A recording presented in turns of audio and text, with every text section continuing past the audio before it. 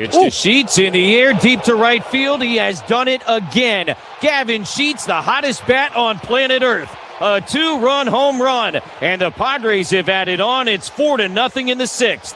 3-0 is sizzling right now. Sizzling to the point of being named the National League's Player of the Week. Welcome you into what figures to be a hot time in the old studio today.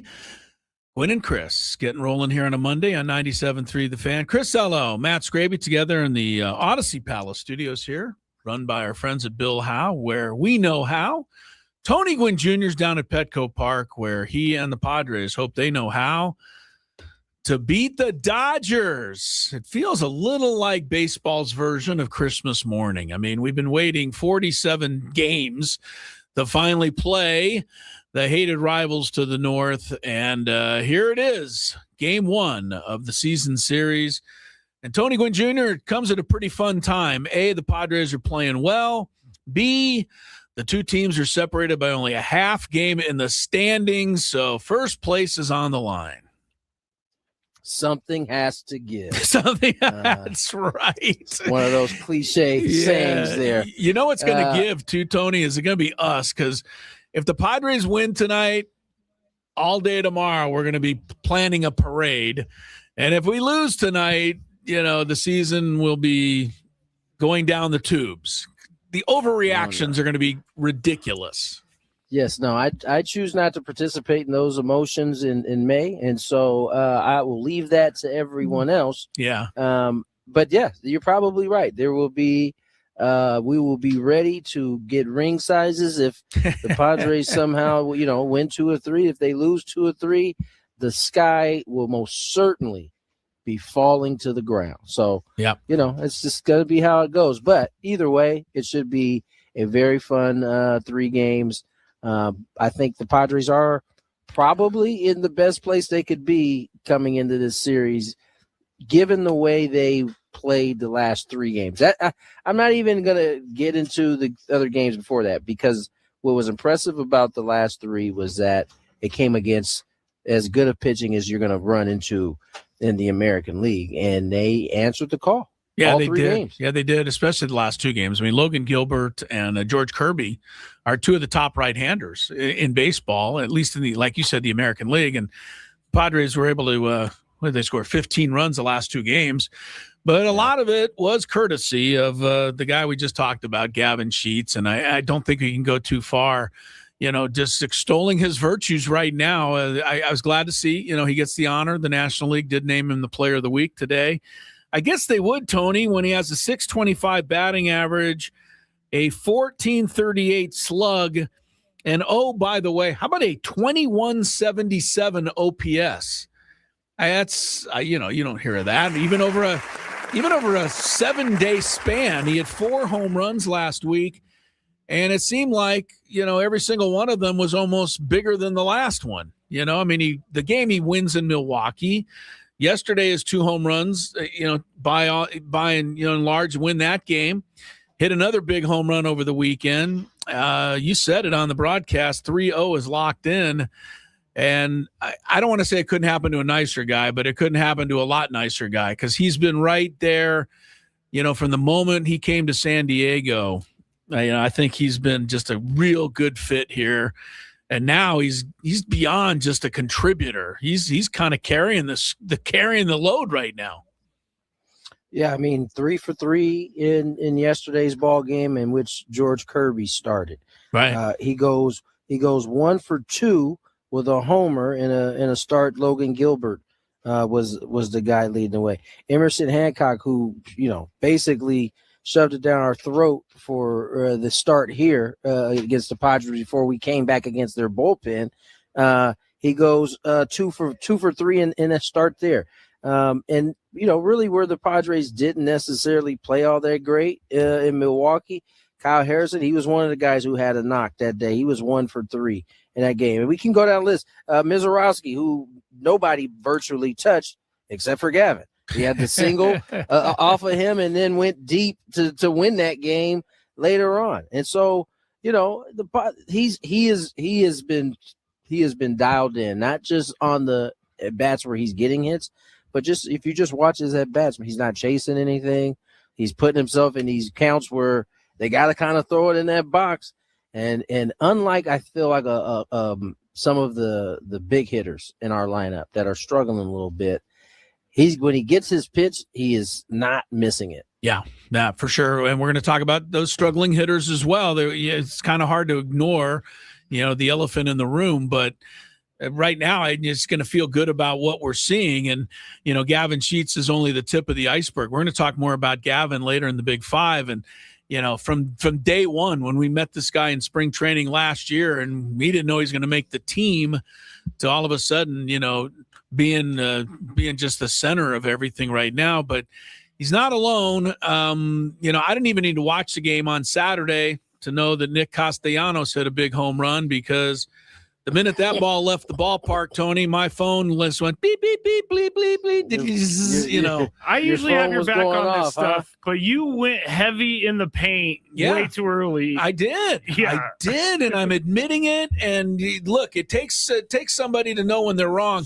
The reason for Can me, you though, please say the words, though? What, that I was wrong? Say, I, Chris Ello, was wrong. Shut up. I'm not going to say all of that. I just want clean audio. I just want clean audio. Well, I'll say that I was wrong. I mean, look, it could go, you could go in a slump too. And then I don't want to be, on the other side of that. I'm just saying, I didn't think it was a great signing.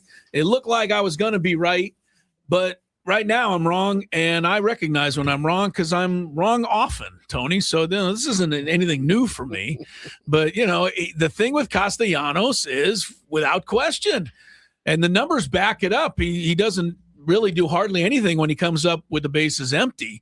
But when he's coming up there with an opportunity to do damage, he is doing it almost every single time. And that's a credit to him, because he started out, you talked about it. He started out, kind of scuffling, trying to, even accept his role, going from being, a guy who was a, cleanup type hitter for 12 years in big league baseball to playing, once every 3 or 4 days. But give him a lot of credit, because I think he's and he not only accepted it, but he's starting to take off in this role. So, I'm happy for that. I am, even though I'm wrong. I don't mind. Yeah, no, Nick has been good in spots where the Padres needed him to be good. Saturday was just another one of those moments. He's had quite a few already for a guy who was in the mix, then out of the mix, and now has worked his way back into the mix again as he started to swing the bat and as he got more comfortable with his role, and some would say as he started to accept his role, he has started to kind of blossom, and he's been amongst kind of it's not even more than a trio. It's 4 or 5 guys who are kind of participating in this kind of in and out. And the one thing that makes it easy for Stam to do it is the ability to move Toddy to second base. It really opens up right field to get Nick into the game in some of those instances. And it really gives them some flexibility from that standpoint. And so I just think they're in a good spot going into the series. But listen, this is one of those series where it could be 3 tight games and they can go one way. It could be 3 tight games and it can go our way. So we'll see. Yeah, we're going to talk plenty about it. Obviously, the Dodgers and the Padres. I mean, to me, this should be happening a lot more often. But I'm not going to spilt over what's not here tonight. It's actually happening, so let's enjoy it. But I also don't want to get past the weekend without talking about Miguel Andujar and Ty France, who, along with Castellanos, were basically the under the radar signings of AJ Preller. I haven't heard from any AJ Preller haters for a while now. Like, all you out there, you talk about me having to be quiet about Nick Castellanos. Anybody that doesn't care for AJ Preller, you got nothing to say at the moment, because all of these guys he's brought in are just winning games for you. And, look, they gave Castellanos a day off yesterday, so Ty France comes in and gets 3 RBIs, and Andujar's been the best hitter consistently all year. So, man, every one of these guys, we we've spent a lot of time, and we'll touch on it again, the struggles of the big three, et cetera. But maybe we're not spending enough time talking about the exploits of the rest of these guys, Tony, because they deserve all the credit they're getting, or more of it. Well, maybe we aren't on our show. Maybe we need to do right. Because I know if you tune into to Jesse and Tony during the game, we certainly are singing the praises of those four guys. Really, I mean, Andujar, Gav, Ty, Nick Castellanos, because they've really been the ones that have kind of carried the load. I mean, that was Campy as well before he got hurt. I mean, it's been a lot of the others, as Shaquille O'Neal would say. But it also speaks to what you were just talking about. AJ has given this roster some depth, not only from a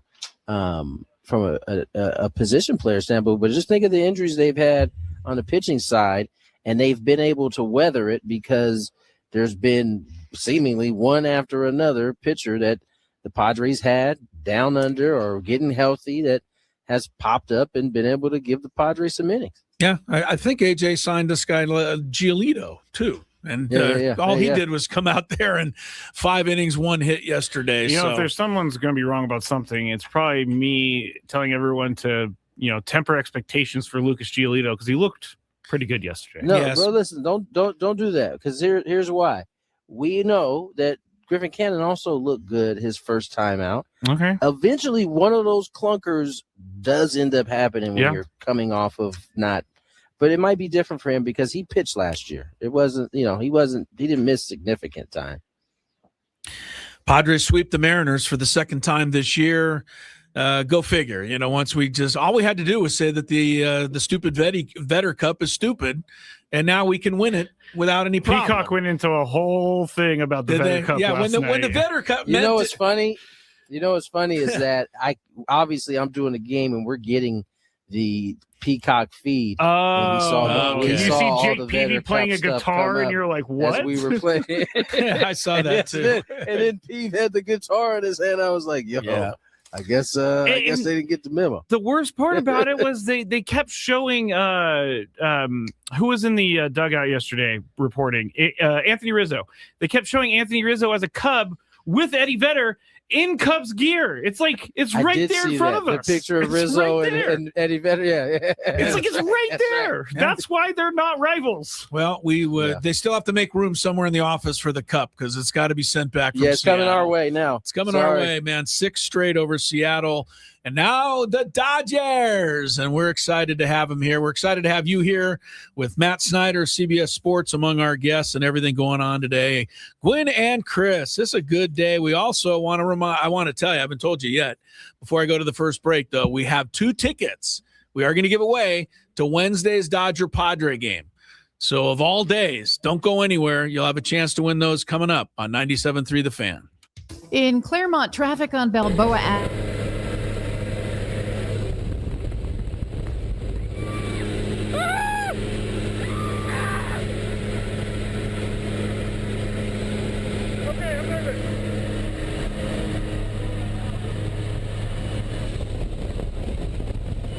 Stay low. Hands on the heart. Stay low.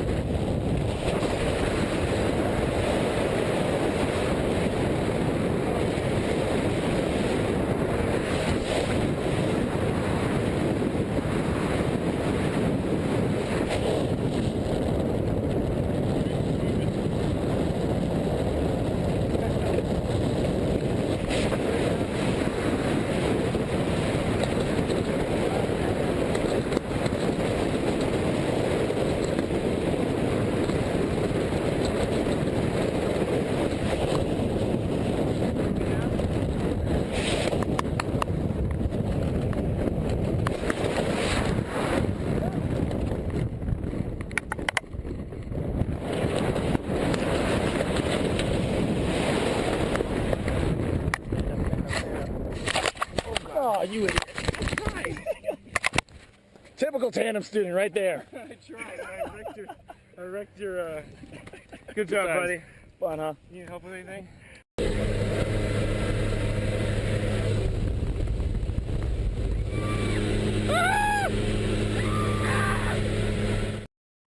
On the clock, Tony Gwynn Jr., Chris Ello, Matthew Scraby. Padres Dodgers begin a 3-game set here at Petco Park. First time the two teams will lock horns. Padres a half game behind the Los Angeles Dodgers. Are the Padres 10 games over 500 for the first time this year? Had they been there? I haven't looked, but I know they're at a pretty high water mark with the sweep of the Mariners. Yeah. And look, everybody keeps pointing this out, so it's hard to ignore it because it's, like I said, a bit of the elephant in the room. The Dodgers are plus 94 on run differential, and the Padres are plus 7. And so the experts look at that or whatever, and they say, well, the Dodgers are just way better than the Padres. Look at the run differential, and I just don't know. Maybe we don't need to look at the run differential. It really doesn't matter in the end. What matters is wins and losses, and Padres have, lost some big number of games. Dodgers, when they win, a lot of times, like this weekend, they beat the Halos, I think 15 to something and 14 to something. But, ultimately comes down to winning the game. And, that's what Manny keeps going to right now, Tony. He's scuffling. He knows it, but he's keeping the positive attitude, which is, hey, well, I'm out there to win the game every day, and we're winning the game. And I think Fernando, I don't know what we almost, maybe all of us are at our wits end. We talked about it Friday, and we just got to, hopefully tonight it clicks, because it would be great to click against the Dodgers, the long ball, etc. But I look at Fernando's attitude out on the field, Tony, and I don't see a guy that's slumping as bad as, that hasn't had a home run all year.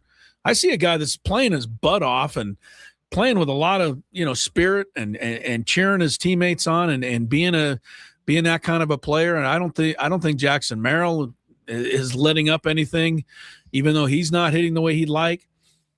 It goes in streaks like that, but the experts say we can't win without those guys. I don't know. The experts have been wrong to this point. I mean, let's be honest. I think, first of all, we've never used run differential to determine much of anything. It was just a plus and a minus sign next to some wins and losses. Yeah, right. Secondly, I think, in terms of course, you're going to need those guys to be themselves. You just are. Manny had some good swings there yesterday. Maybe that's something to come. It's just one of those things.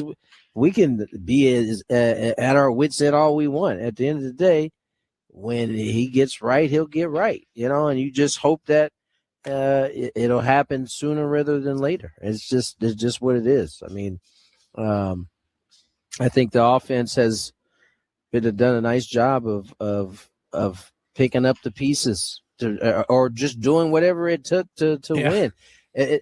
Manny and Toddy and Jackson aren't always coming up in those big moments, and so maybe that's a good thing that they weren't coming up in those big big moments right now, because the other guys certainly have been able to come through, and that's why the Padres sit 10 games over 500. They've been delivering, and it was interesting because as soon as I said that, Scrappy can back me up, but I looked up at the screen and the MLB Network had the 3 batting average statistics for Manny, Merrill, and Tatis. It was just right on the screen There's 2 things you're going to get said it. So from a national from the national perspective, they're going to keep those keep 3 guys, and Fernando has not hit a home run yet. Yeah. Well, look, I mean, Fernando's thing that's going to keep being talked about until it's not going to go away. Yeah, it's not going to go away. I mean, I did a tweet today just because I'm amazed by it. It's not. Maybe some people think I'm being critical. I'm trying not to be. But he's up to 210 plate appearances. That is astonishing. If you go back, this season and then the playoffs against the Cubs and then the very end of the year last year, 210 plate appearances. And I wanted to try and find some perspective on how remarkable that is. So I went through all of baseball this year and I looked at all the plate appearances. And then there's been, I believe, 1,416 home runs hit this year. And if you look at it by plate appearance, it's about 1 for every 37 times up in across baseball. That's every player. So just again, we've said this, but just by happenstance, a home run should be hit under those circumstances. It's crazy that it hasn't, but the good news is it hasn't cost this team. That's the good news. We're right there. So hopefully tonight, man. It's the Dodgers. He's had some pretty good days against the Dodgers over the years, has he not? At Dodger Stadium, Dodger Stadium. I think he's had some moments where it's been good. I don't know that it's been great the last however many times these two teams have played against one another. Took Walker Buehler deep in that playoff game. Yeah. Sure, Walker remembers that. Do you think, Tony? Let me ask you a side question. Do guys ever, when they play with a guy that they hit a big home run off of, do they give him crap? Needle him? I mean, it'll come up every once in a while when they're kind of needling one another. I figured it did. It's there. I think there's a reluctancy to go there until you know a guy well enough, right? I mean, maybe once you get to know him a little bit, you can kind of feel him out if that's the type of humor that they get down with. Some pitchers don't really they don't get down like that. Like Walker doesn't seem like the type that would be thrilled to have it brought up. I don't know. You think? I think he would be good. I think he would be good. Maybe not the Walker of 5 years ago, where he was a little more fiery. I think he would be able to find humor in it now. For sure. By the way, Fernando's lifetime numbers against the Dodgers: 251 batting average, but 19 home runs against the Dodgers. He's hit 23 against Arizona. Dodgers are second most. So look, we can, tonight would be a great night to break out. And, but yeah, Manny, he came up. Look, all three guys got one hit this weekend. And if you said going into the weekend, if each guy, Tatis, Manny, and Merrill go 1 for, you'd say, well, we're not. Yeah, right. You're gonna say we're not going to win all 3 of those games. Heck yeah, we won all 3 of those games. It was nice of the Padres to score some runs in front of some national audiences, because we all have seen the 1-0, 2-0 games, and that will happen Friday. But they really opened up this weekend, and I'm hoping it continues. Because Yamamoto's gettable. He is gettable. He has been gettable a little bit this year. Yamamoto and King tonight. Tomorrow it'll be Sheehan against Griffin Canning, who will be looking for the bounce back game. And Wednesday, I think it's going to be a lot of fun to see Ohtani pitch. Probably not as fun to face him, but I don't have to do that. I can watch. And we get Vasky going on Wednesday. So it's 3 pretty good matchups. And, starts tonight. I'm still looking for lineups for tonight's game. I haven't seen those yet. Yamamoto 3-3 with a 3.60 ERA, 48 Ks. So his ERA is a little bit high, I think, for his caliber of pitcher. Yeah, Michael King's got more strikeouts than he does. He 50. Also gave up 3 home runs last week to the Giants when the Giants won on, I think it was Monday. So that means with that and $1.25 will get you a cup of coffee, I think. It was Tuesday. Yeah. He gave up 3 home runs. That and $4 will get you a Starbucks coffee. No, you need another $1. More? Yeah, more than $4 now? Like $6. That stuff is a little expensive there, sir. I have a hack now. It's get the Doppio instead of the Americano, and it's a lot cheaper. A Doppio is just the actual shot of espresso, not anything else in it. So it's a little bit cheaper. It's like $3.50. $3.50, man. Dodgers did have a reliever, Jack Dreyer, go on the injured list today, if that matters. He'll be out, and Dodgers also optioned a left-hander. Charlie Barnes went down to AAA. They've called they acquired Eric Lauer. Did you see that? The Dodgers? No, I did see that. I did not see that. Lauer's they traded him for some cash. Eric Lauer, if I recall, he was the Dodger killer when he was a Padre. He shut them down many times, if I remember correctly. But he's joining the Dodgers. I would imagine. Look, the day that Snell was scratched, they did a bullpen day. I mean, they're really scuffling in the pitching department with all those injuries. So I wouldn't be shocked if Eric Lauer doesn't start a game or 2 here coming up. But they picked him up, so something to keep an eye on this evening. All right, let's step away. When we come back, do we have Matt Snyder coming on? We sure do. Let's get the break so we can get Matt on, talk a little Padres baseball. What does he think of the Big Three struggle? More Gwynn and Chris on the other side. Gwynn and Chris on the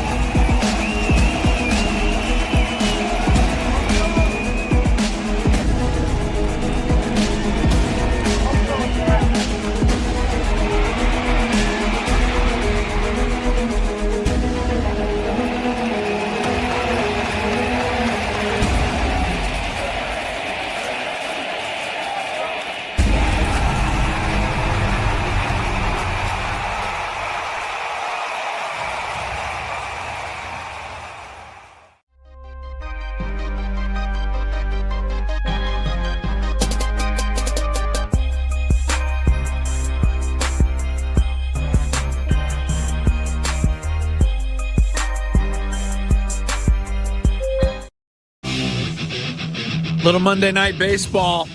Pretty exciting to have the Dodgers in town. Padres Dodgers, first of a 3-game series. You'll hear it right here on 97.3 The Fan. Jesse and Tony have the call a little after 6:30, and Sam Levitt will get you pre-gamed at 5:30. Until then, it's Gwynn and Chris on 97.3 The Fan. Chris Ello, Tony Gwynn Jr. down at Petco Park, of course. Scraby alongside here.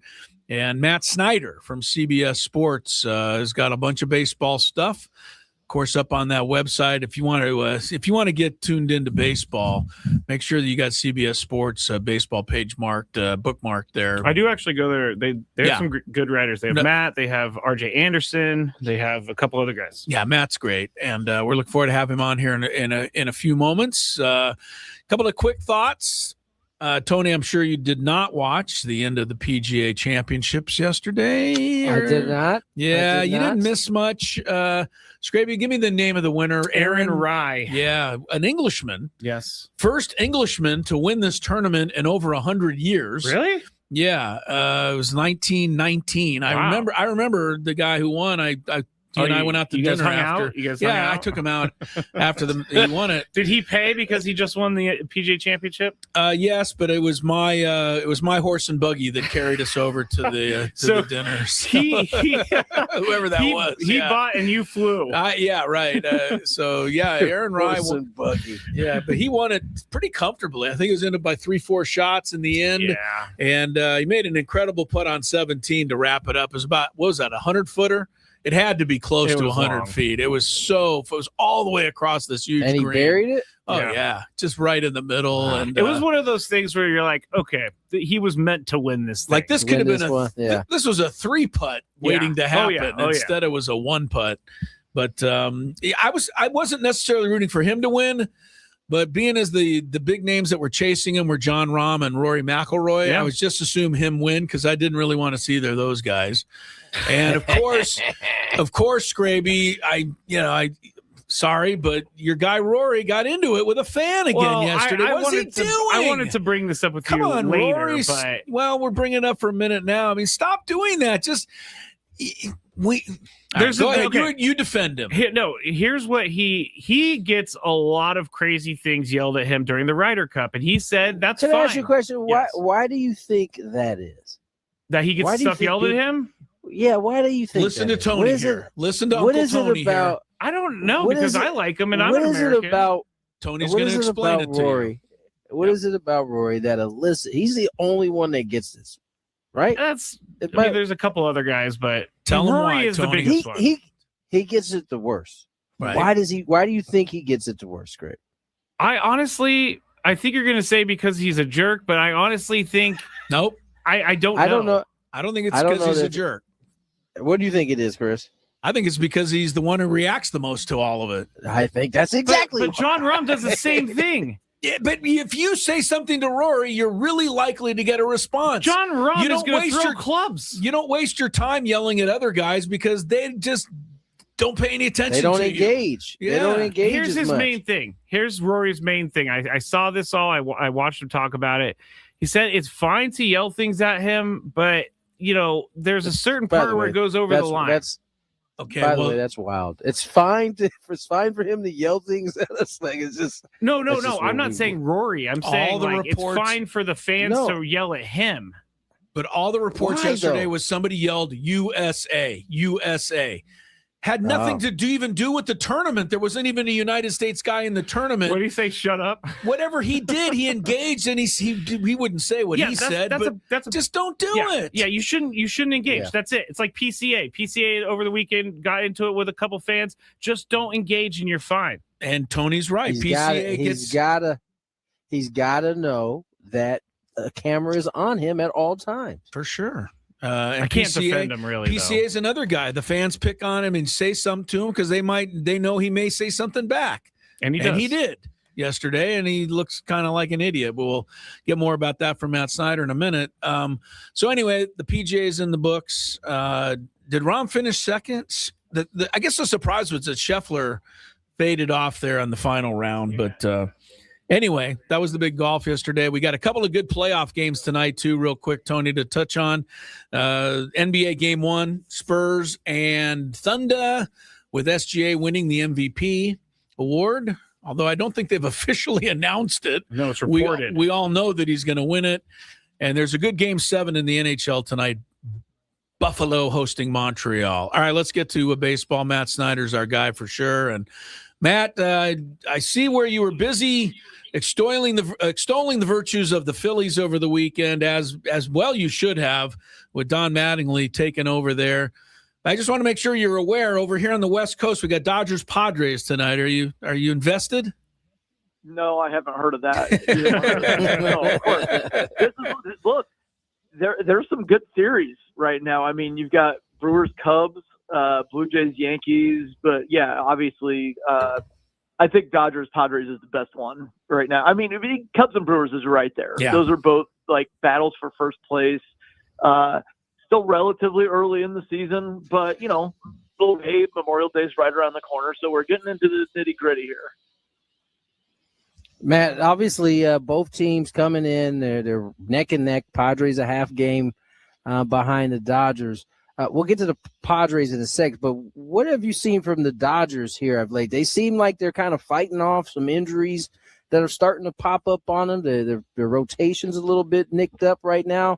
Yeah, they're not necessarily at their strongest right now. No, I mean, they've won 5 in a row, but part of that's a function of just how awful the Angels are. I mean, 31-3 in a 3-game sweep. That's ridiculous. Before this 5-game winning streak, they had been relatively bad for a little bit. I mean, you have that 15-4 start, but to get to 24-18, so they were 9-14 before this 5-game winning streak here. So it's not like they're invincible, as you guys know. Shohei Ohtani was kind of going through it. It looks like he's kind of back on track. But again, is that just because he faced the Angels? Offensively, they have not been overly amazing. And as you said, the rotation's kind of going through it as well. But, man, there's still just so much talent. So seeing the 5-game winning streak, not too surprising. Matt Snyder, CBS, our guy on baseball. We appreciate him always joining us, spending some time talking about offense. The Padres had a lot of it from Gavin Sheets. He won the Player of the Week award. But obviously the people around here are still, concerned about the Padres are dead last in batting average. They're 28th in OPS. Obviously, we've said it so many times, but it's impossible to ignore that, Machado and Tatis and Merrill have all been way less than we're used to. So what's your take on all that? We seem to think that those guys are going to heat up eventually. Yeah. And most people seem to think that the Padres still need them to do that. Yes. Well, I mean, surely they do need them. I mean, I kind of look at it as good news. And hopefully this makes sense, because if you would have said heading into the year on May 18th, we don't need to read all the numbers, but just looking at Machado, Merrill, and Tatis, especially with the 0 home runs on Tatis, which I assume you've covered many, many times, you would have thought 28 and 18, get out of here. You would have thought you'd be 18 and 28, right? With those 3 guys being so bad. So that's where I look at it as good news, because they've banked 28 out of 46 games as wins so far, and surely those 3 guys are going to start hitting. And it's natural to think that. I mean, it's just, as an example, you look at the Guardians and look how bad Steven Kwan's been, and Jose Ramirez should be better, and Kyle Manzardo should be better. It's, again, you kind of view that as good news, because the expectation is, based on the personal history of all of these guys, they're going to start hitting. So naturally, you would think the ball club would improve when they start hitting, and improving from 28 and 18, hey, that's great news. Matt Snyder joins us here, CBS Sports. And Matt, one of the things that I'm kind of looking at outside of these 2 teams is kind of what's going on with the Giants over there. They are in the middle of an experiment that I think many eyeballs are on, in terms of Tony Vitello and if that situation is going to work. I mean, what have been your thoughts just kind of watching from afar there with what's going on in San Francisco? Well, they actually have been playing a little bit better of late. they've won like 5 out of 8 or something like that, which isn't amazing or anything, but it's better. I wonder about guys like Rafael Devers and Willie Adames and Matt Chapman struggling, and I can't help but think, I don't know, he comes in and he treats everybody like college kids. Mentally, that's got to be kind of a turnoff as a player. So I just have to wonder if there were some ruffled feathers early in the season, and it has had some kind of effect. I don't know. There's no way to prove that or anything. We don't have like a to compare, for example. But I can't imagine that it didn't, like he said, heading into the year, he gave him a fire and brimstone speech. Well, then they looked lifeless and dead against the Yankees and got swept. Then he brought up that he got thrown out of the game because he was still angry about some things that happened in college. What are you doing? Why are you talking about college, man? I have to imagine that there's been some residual effects there. But it's also like not that great of a mix team wise. And, Logan Webb having an ERA over 5 and getting hurt, that obviously is going to affect the rest of the rotation. They've had some bullpen meltdowns, and you have these, like I said, you can point to some Devers, but mostly Adames and Chapman, who are vastly underperforming where they should be. So it's a combination of a lot of factors. Matt Snyder's with us, and if you want to, Matt wrote a really good story on the Giants and the whole thing on CBS Sports, so you can check that out for some more in-depth on Vitello and company. Back to the Dodgers and their starting rotation. They picked up Eric Lauer today from Toronto. Now, he's a guy that when he pitched for the Padres used to pretty much own the Dodgers of all people, Matt. I mean, you can probably go back and see some of those stats, but with Glass now out, Snell getting hurt again and about to have surgery, we can talk about this is not great news. How much more depth do they have or do they need? I mean, look, Ohtani's done his thing. Sasaki finally pitched a good game yesterday, but as you would say, it was against the Angels. They don't have a lot. Yamamoto's going tonight. Wrobleski has almost been the most consistent of all of them. Yeah. So take me through their rotation and how they kind of navigate this for a while. Yeah, we can put Yamamoto aside. He's great. He's going to continue to be great. The rest, there's questions all over the place. Like Sheehan's 4.54 ERA. He's been very inconsistent. There's good stuff there, but inconsistent. Wrobleski, I can't imagine he's going to continue to pitch like this. Surely not. And then Roki is just so inconsistent, and he's going to hurt you with walks eventually. Then you go to Eric Lauer. Probably not going to be great or anything. And on Ohtani, he's up to 44 innings already. I know that they've said they kind of want to keep him in the rotation all season, and they even talked about he wants to win a Cy Young. Well, you have to pitch a lot of innings to win a Cy Young, but 47 innings last season coming off Tommy John surgery, 20 and a third in the playoffs. So, 67 and a third innings last year. Man, I don't know. Are they really going to go over 100 more than last year? It seems like at some point they might want to take him out of the rotation for a month or so. And they can't afford to do that just yet until they get Glass now or Snell or both back. So it's worth, I would say if you're a Dodgers fan right now, you're concerned. No doubt about it. Let me ask you about the Phillies. They fired their manager pretty early in the year. And they're 10 games below. Don Mattingly has gotten his team over 500. What do you make of the Phils right now? It's interesting because if you look at the schedule, when they went through all that losing, they just played the Cubs and Braves for 2 weeks. It went Cubs, Braves, Cubs, Braves. So that they just got beat up by first place teams there, and then they have a day off, and then the schedule says Giants, Marlins. Okay, so let's fire the manager and get a little mental shift in here. But then they just have been beating up on a lot of weak teams like the Rockies, the Red Sox. The Pirates aren't necessarily a weak team, and they knocked Paul Skeens around the yard yesterday, winning that game 6-0. Getting Zach Wheeler back in the rotation instead of Taijuan Walker makes a difference. Getting Christopher Sanchez back to looking like an ace makes a big difference. Getting Duran back off the IL to settle in the back of the bullpen. All those things matter, but a lot of this was schedule driven. So it's not like, they hated Rob Thompson. They couldn't win with him. They got to the World Series with him. They won 96 games last year with them. I think that it was astute of the front office when they made the change just to make things up. You have a day off. You've got a week upcoming schedule. Hey, it's a good time to make it look like we changed managers at the perfect time.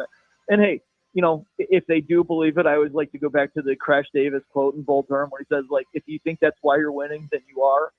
Maybe they think that they made the change and that's why they're winning. If it's a mental boost, it's a mental boost. Can you get Don Mattingly in the Hall of Fame for us, Matt? I mean, Tony will tell you how great of a guy he is. He played for him, but yeah. How is he? What do they hold against Don Mattingly? Was it because the Yankees weren't a great team when he was there? Because his stats are insane. I don't even get it.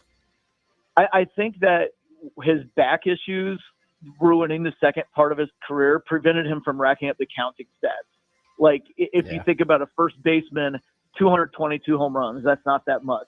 1,099 RBIs, that's not that much. Okay. It was over 2,000 hits, but barely over. He's over 1,000 runs, but it's 1,007. Like, the counting stats, he just didn't get the opportunity late in his career to compile those counting stats like a lot of guys do, and it's the back injury that ruined him. But I always say there's room in the Hall of Fame for all different kinds of players, and if you talk about him as a peak performer, that window from 1984 to 1989, he was legitimately one of the very best players in baseball. I think he should be there. Matt, we appreciate the time. As always, enjoy the series, enjoy everything else here in mid-May. It's pretty fun to be fighting for first place. I know we're having fun with it, and we look forward to catching up with you soon. And until we meet again, we'll keep reading you up on CBS Sports. Thanks, sir. All right, take care. Matt Snyder from CBS Sports. He has an article today on the most disappointing teams in baseball. And as he writes in the article, it's too lengthy. Like, there's too many really disappointing teams in baseball. Other than the Philly question, I could have asked him about only the 4 teams above 500 in the American League now, which is kind of nuts. Yeah, there's a lot of crazy things, and I mean, you look at the Tigers are way down. The Blue Jays were in the World Series; they're down. The Mariners, the Padres put them down. Yeah, they did. So there we go. That's what I've been waiting for. We got lineups. We got lineups. Tonight of all nights, it seems a little like it matters more. So what are we doing? Leading off for the San Diego Padres, playing second base, Fernando Tatis Jr. Miguel Andujar hitting second, DHing. Gavin Sheets hitting third at first base. Manny Machado cleaning up at third. Xander Bogaerts hitting fifth at the shortstop position. Jackson Merrill hitting sixth in center field.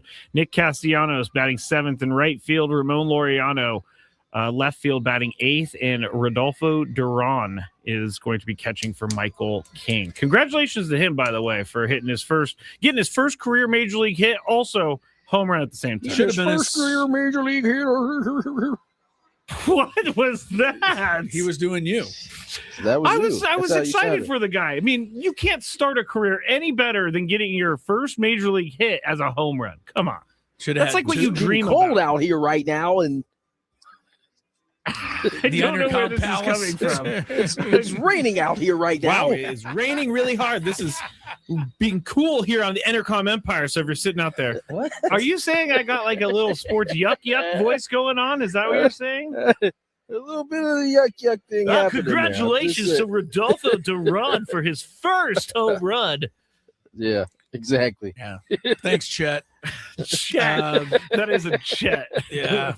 Well, if you're wondering also, Ty France is the guy, kind of the odd man out tonight, but I think this is a lineup you got to go with. And you look at what Stammen has been able to do and mixing and matching and getting everybody playing time and keeping everybody part of this thing. The other thing that he does is he's not scared to move the guys around. I mean, we had we had Merrill, Fernando, Manny for a while, and that wasn't working. So now he's separated all them. I just like Stammen. He's doing the right thing. We had Luis Rise in the second spot all season long last year. Got to the playoffs, didn't you? Yes. All right. Well, so it wasn't all that horrible. Tony says, don't forget. Yeah, it wasn't just like a disaster. Dodgers, Padres. Daily Gambit in hour number 2. Much, much more ahead about the big matchup tonight.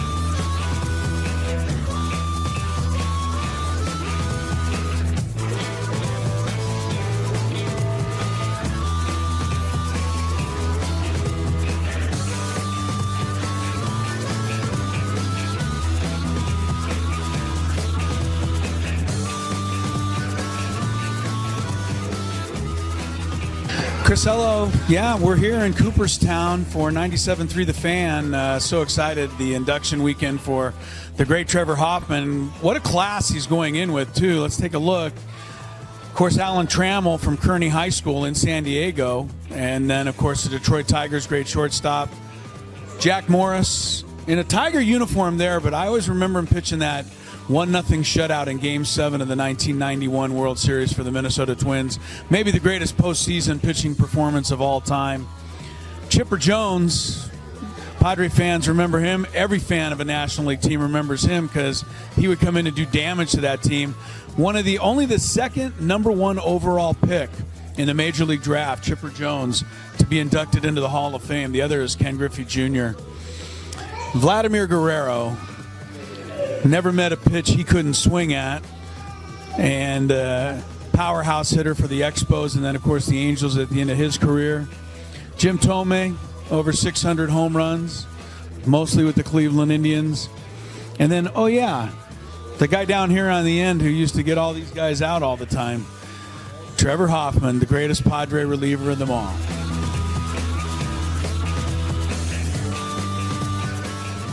Two of the greatest outfielders in the history of baseball. Of course, you've got Babe Ruth right here. Ted Williams right over there. I was wondering who the third outfielder would be. And then, of course, it hit me. Tony would be upset if I didn't say that the third outfielder, who will someday probably be displayed right here between these two guys, is obviously Mike Trout.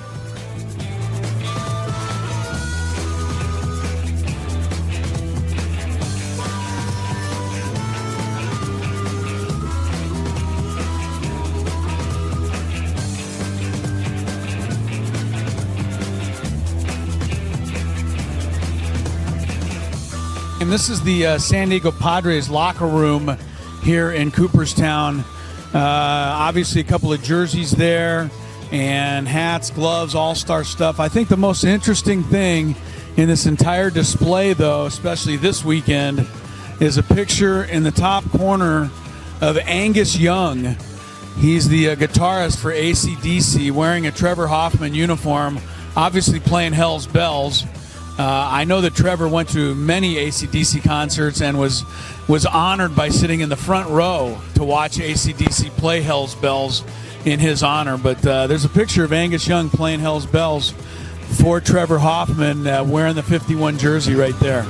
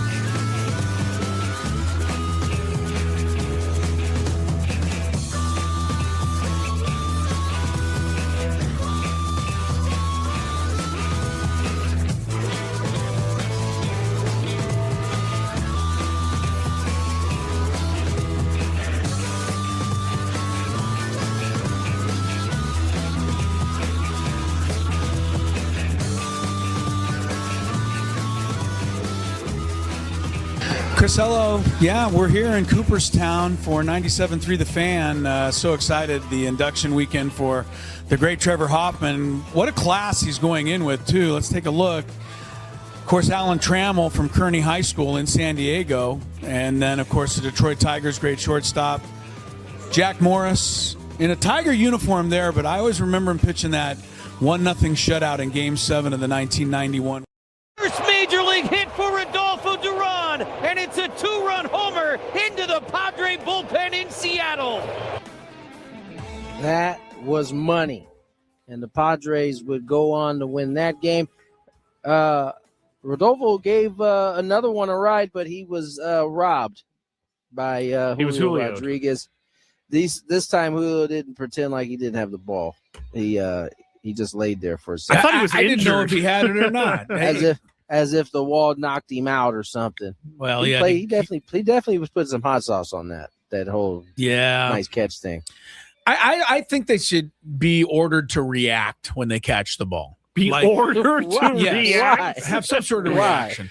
Yeah, but because I don't know. I honestly thought Duran had the 2 home runs. I thought Rodriguez missed it. I didn't know he caught it. Come on. What do I know? He looked disappointed. I didn't want to wait. I wanted to know right then and there. So how do you suggest they order these players to I think the word order is funny about this. Right. You catch it, you get the hell up, and you pump your fist at least once, and then you run off the field. Let's go. What if he's hurting? Whatever. If he was hurt, I'd give it to him, but he wasn't hurt. He was lying there trying to get as much adulation as possible. I order you to make sure we have the result of the play before you celebrate. Hold the ball up, then lay there. Okay. Hold the ball up. You show the ball. Yeah. And then you can go. And then those guys with the stretcher go, hop, hop, hop, hop, hop, hop, and they get you. Well, he said it, then you can go, yeah. What is that? He threw his hands up in the air, with the ball. Yeah, I got the ball. Now I'm dead. We should talk about the pitching over the weekend and the bullpen a little, Tony. I mean, these guys, especially yesterday, they're going to get. Quick, are we going pitching route? Or are we not? Are we doing? We'll do some gambit after your exit. Okay. Yeah. Okay. I thought that would pitching be first. Then. Yeah, I want to do pitching because I want to get your thoughts, but I really think that, like Bradley Rodriguez and Yuki Matsui. People aren't going to mention them tonight, right? Nobody's if the Padres win tonight, no one's going to bring either of them up. But their teammates are going to know, and their coaches are going to know that if they win tonight, win tomorrow, that the job those two guys did yesterday, finishing that game, is given everybody the rest and the ability for Stammen to use all of his main guys tonight. This is the way a team is supposed to work, right? You know what I mean? Like everybody chips in even when you don't notice it totally. I mean, that's what the true mark of a team is. Yeah. And I think oftentimes we are just concerned about having, Morton, Estrada, Adam, and Miller. But when you get a game like you did yesterday or last night, however you want to, couch it. Yeah. It's imperative that you get those innings that you got from Yuki and Bradley. I mean, they both came in.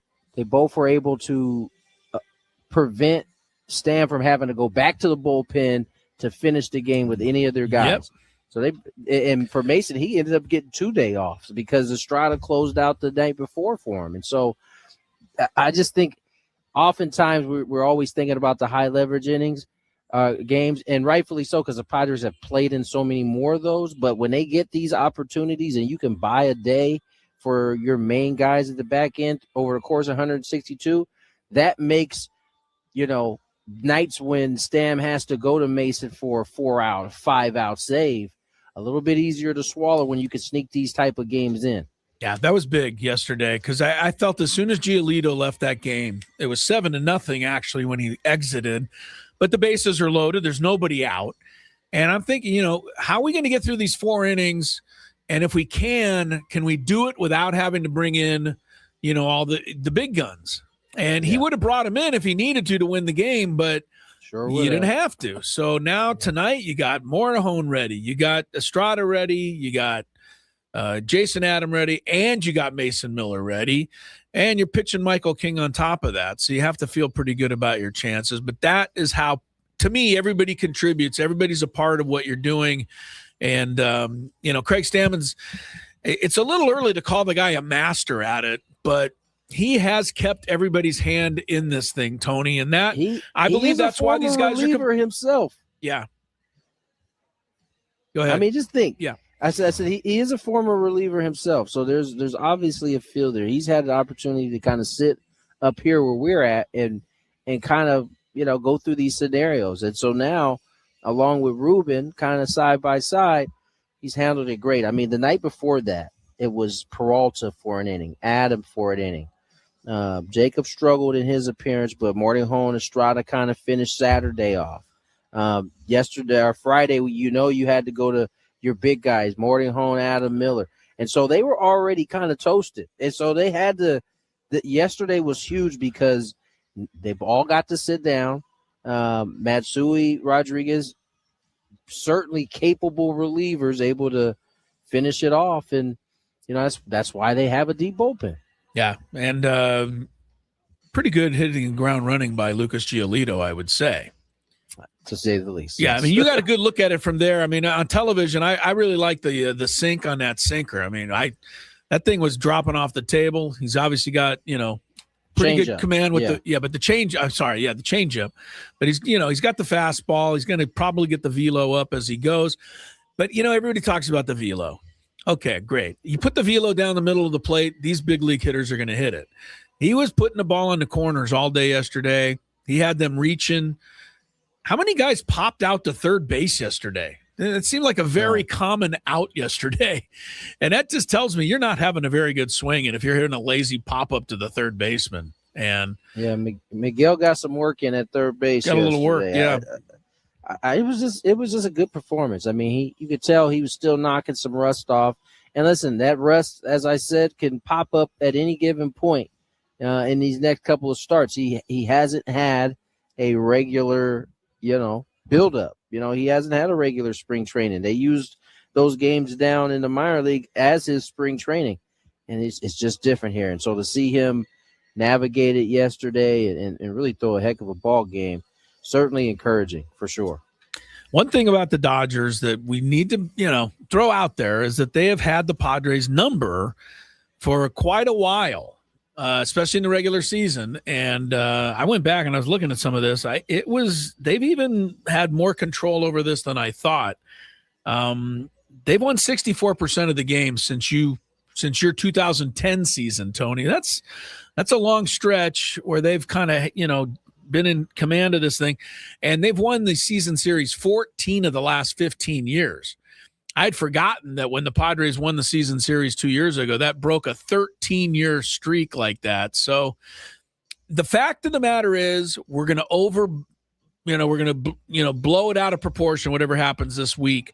But the games between the two teams do take a little more importance because there's so few of them now as compared to the past, when you maybe played 17 or 18 times, right? Like if either team sweeps here, that would be to me, it'd be kind of a big deal because the other team's not going to get a chance to get back for a while. Yeah, it'll be a big deal for the time being, for sure. I think this series is, I think, much more of a measuring stick than it has like significant importance. Obviously, you get to the end of the year and you got the home field advantage, or you've won the series and you have a better record. Obviously, that's gonna help, but.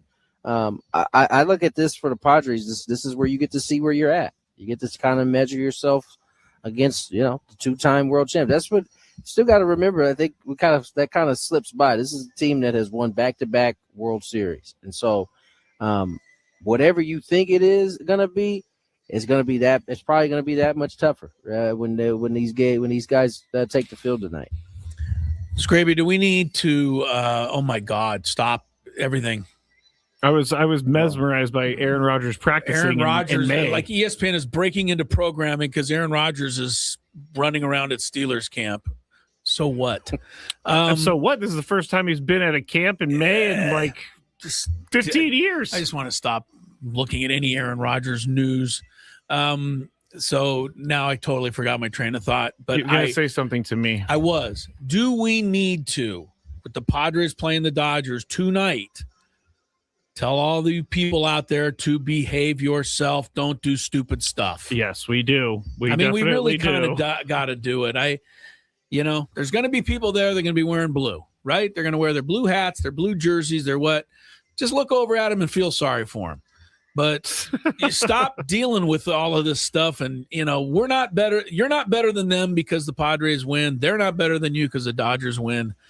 Be a fan tonight, would you please? When you leave the stadium, Goodness, the game has already, been done. It's just baseball. You don't need to fight on the way to the car. have some fun, enjoy yourself, root like crazy for your team out there. But come on, people. Don't overdrink. Don't overdrink, people. Don't overdrink. That's probably a better way of doing it. Yeah. Don't overserve yourself. You won't find yourself in a senseless fisticuffs down there. Senseless. That's my new band name, Senseless Fisticuffs. It's not bad. It's not bad. When I left the game a couple weeks ago, I don't remember. I think it was last Friday. There were 3 people on my walk to my car just throwing up in the streets because they had too much to drink. And again, I'm not judging because I drank a lot in my life and I threw up in the streets, but it's not a great look. And people need to stop doing that. It's also very dangerous to drink that much. Yeah. Well, just put up a shot of old drunk Bronco fan from last football season. Oh yeah, that was classic. But let's just have you people. Let's be the one. Let's be the state. Let them, if they're going to have issues. Hopefully not. But let's show film and stupid. Clips from Dodger Stadium. Let's be cool here at Petco Park, because it's starting to almost be like you expect something to be amiss tonight with these two teams. And so let's go the other way and, be the night where we say, no, none of that's going to happen. We're going to enjoy the game. So let's see if we can pull it off. I agree. I'm not hopeful, but I'm not either. I certainly agree. I'm not either. You and Jesse, unfortunately, kind of have a front row ticket to a lot and Dave's their bouncer, so don't worry. Dave will protect everybody. Bleep. You know what I'm saying? He ain't bouncing bleep. Dave's like, go right in. Yeah, exactly. All right, let's get to break. Daily Gambit on the other side. I'm going to duck away for a bit, come back for the Big Five. More Gwynn and Chris on the other side. From the 855 Get.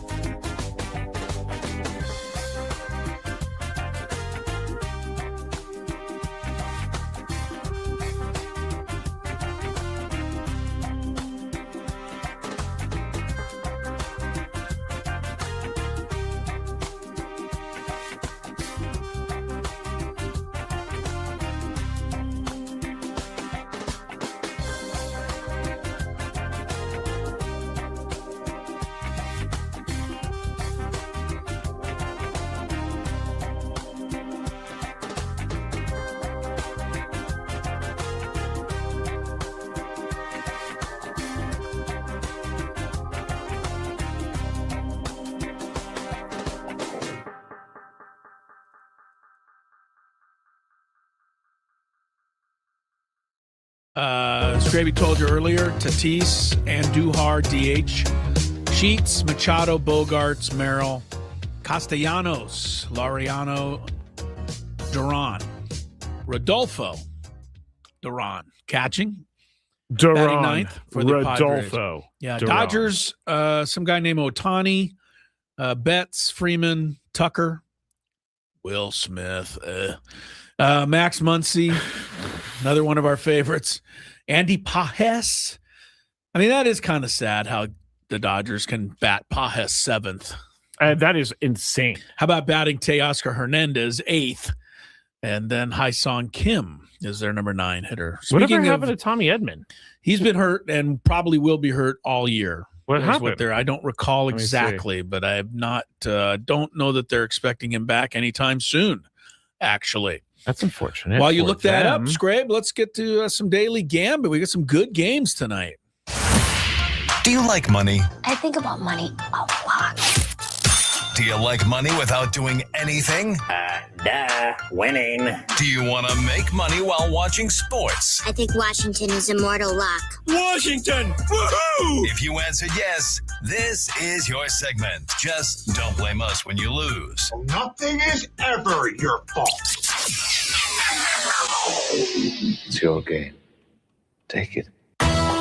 Gwynn and Chris go through the top bets of the day in The Daily Gambit on 97.3 The Fan. Daily Gambit is our daily sports betting segment here on Gwynn and Chris. Please, everybody, gamble responsibly. No bets from last week, but Tommy Edman, Chris, had a surgically repaired ankle. Yes. And he has felt some soreness as soon as 9 days ago. So yes, surgery after the season last year. Rehab has been really slow. Dave Roberts said late May is like out. So he's beyond that. They're not exactly sure. And I've heard like after the All-Star break, potentially he's on the 60-day IL. Yeah. All right. Dodgers Padres. Let's go right to it. 1.5 runs. Dodgers are favored. I mean, we shouldn't be surprised. I mean, they had the Brewers favored over the Padres. Yeah. They had the Cubs favored. Well, I can almost understand that because, the Cubs are good.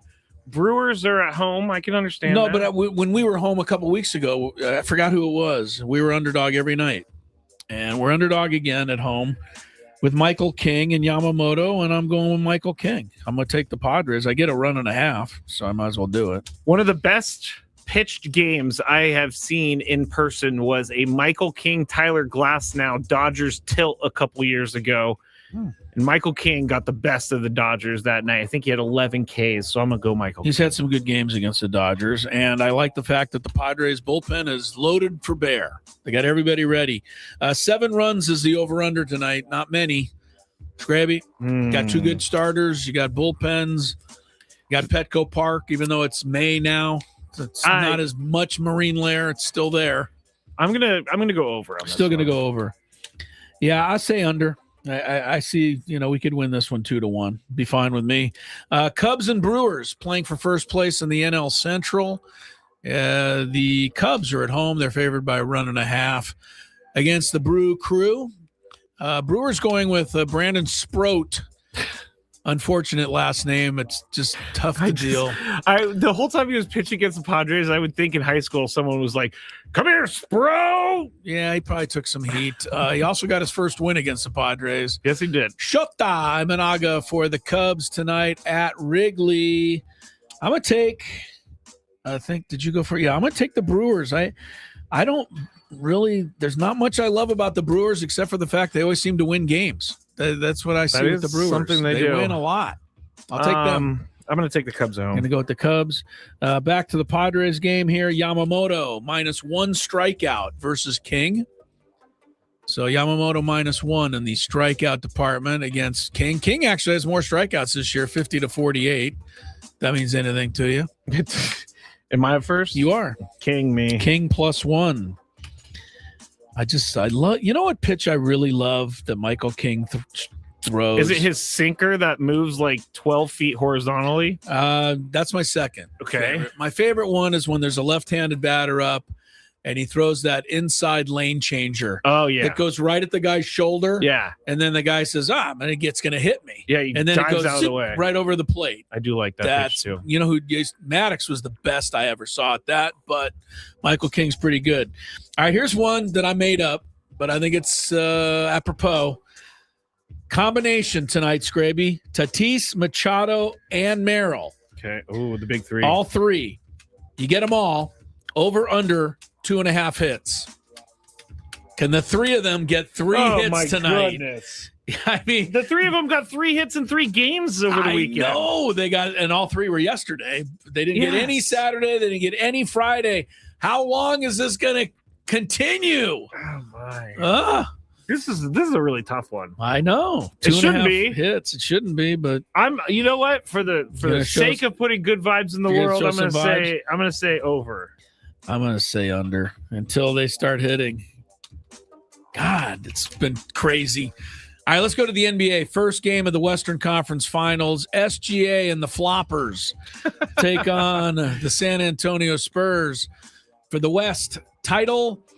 OKC's favored by 6.5 in game 1. I will remind everybody during the regular season, if it means anything, Spurs won 4 of the 5 meetings. They seemed to have OKC's number. This is a little different circumstance. So now we're in the playoffs at OKC. Scraby. Thunder minus 6.5. Sorry, Spurs. I'm going Thunder. Going with them. I'm going with the Floppers. I think the Floppers take control in game 1 as well.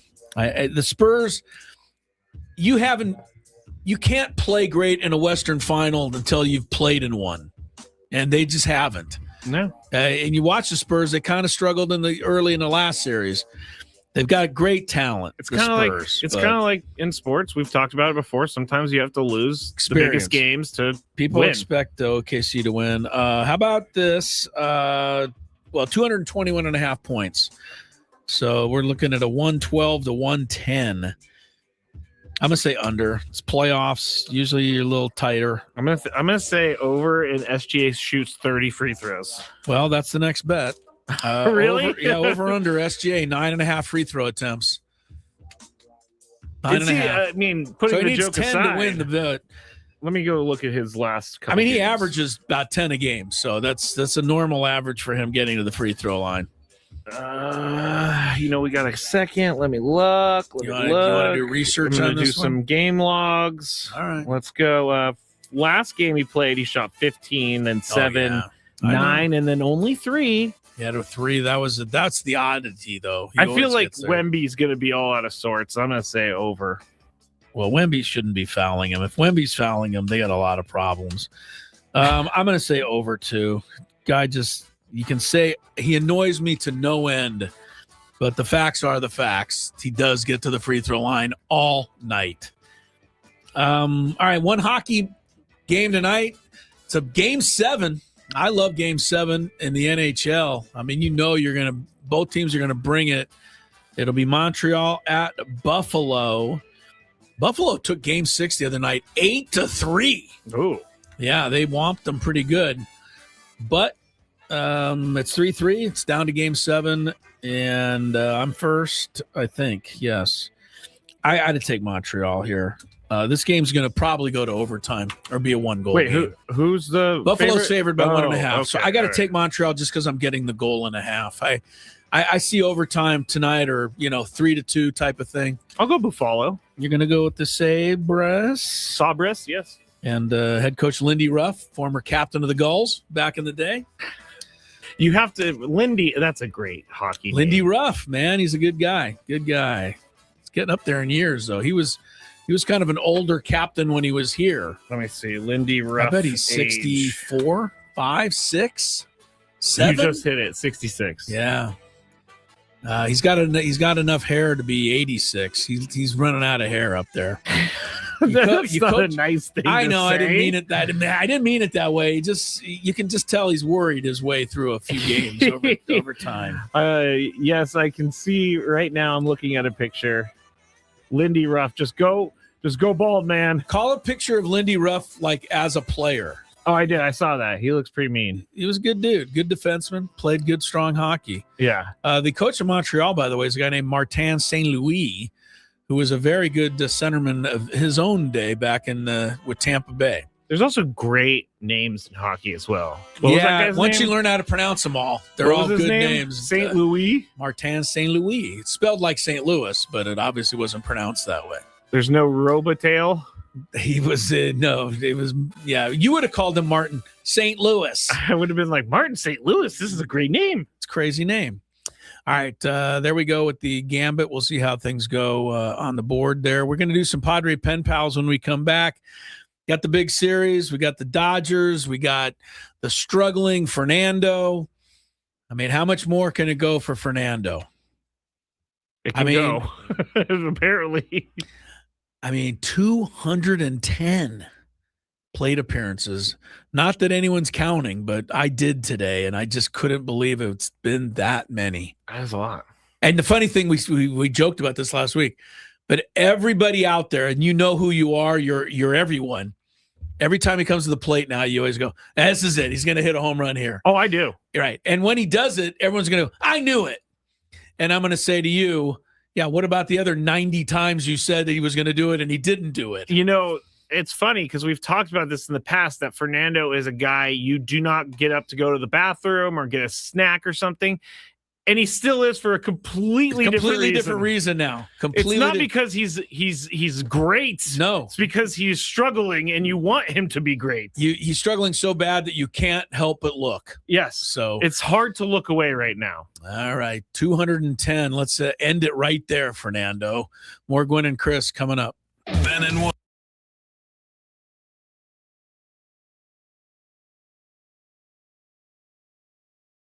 And what is before they try, what is the heat index they're facing? Do we know? Or well, you could look up the Scoville on a ghost pepper. Yeah. It's one of the world's hottest. There's a couple of hotters. Scoville's the measurement unit. The X pepper and all of that. Thanks for the education because I did not know. I've allowed milk and bread, but if I was asked, tell us the actual rules of this. Like the rule is, see if you can do it. I guess you guys alternate spoonfuls until one of you can't. One of you can't do it anymore. Yeah. That's not happening. Until you can't do it anymore.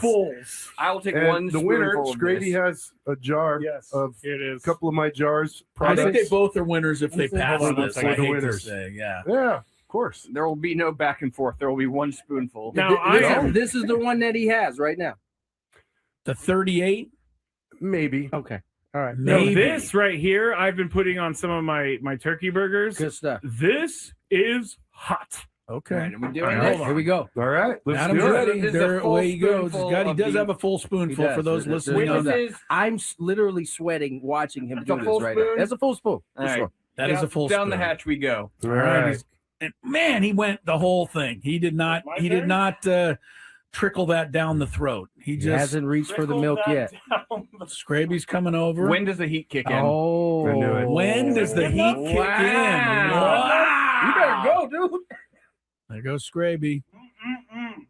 Scraby, did you swallow that, Scraby? Yeah. That is some good stuff. It's delicious. Delicious. We're gonna see it. I'm gonna watch you now. I'm feeling it already. Adam, are you?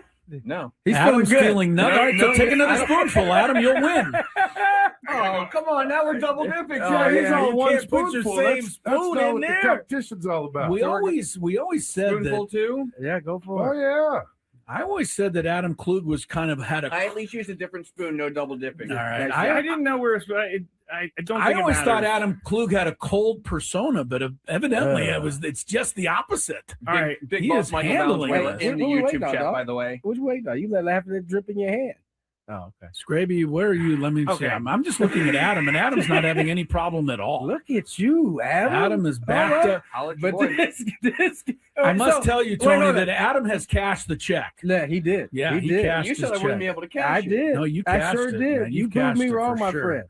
I Scraby? gotta tell you though, this is further proof that whatever we got him with that tie, The tie thing, was yeah, because super weak. this is less than a 10, right? He's over here having a difficult time. You're turning a little red, The time Scraby. was just as bad.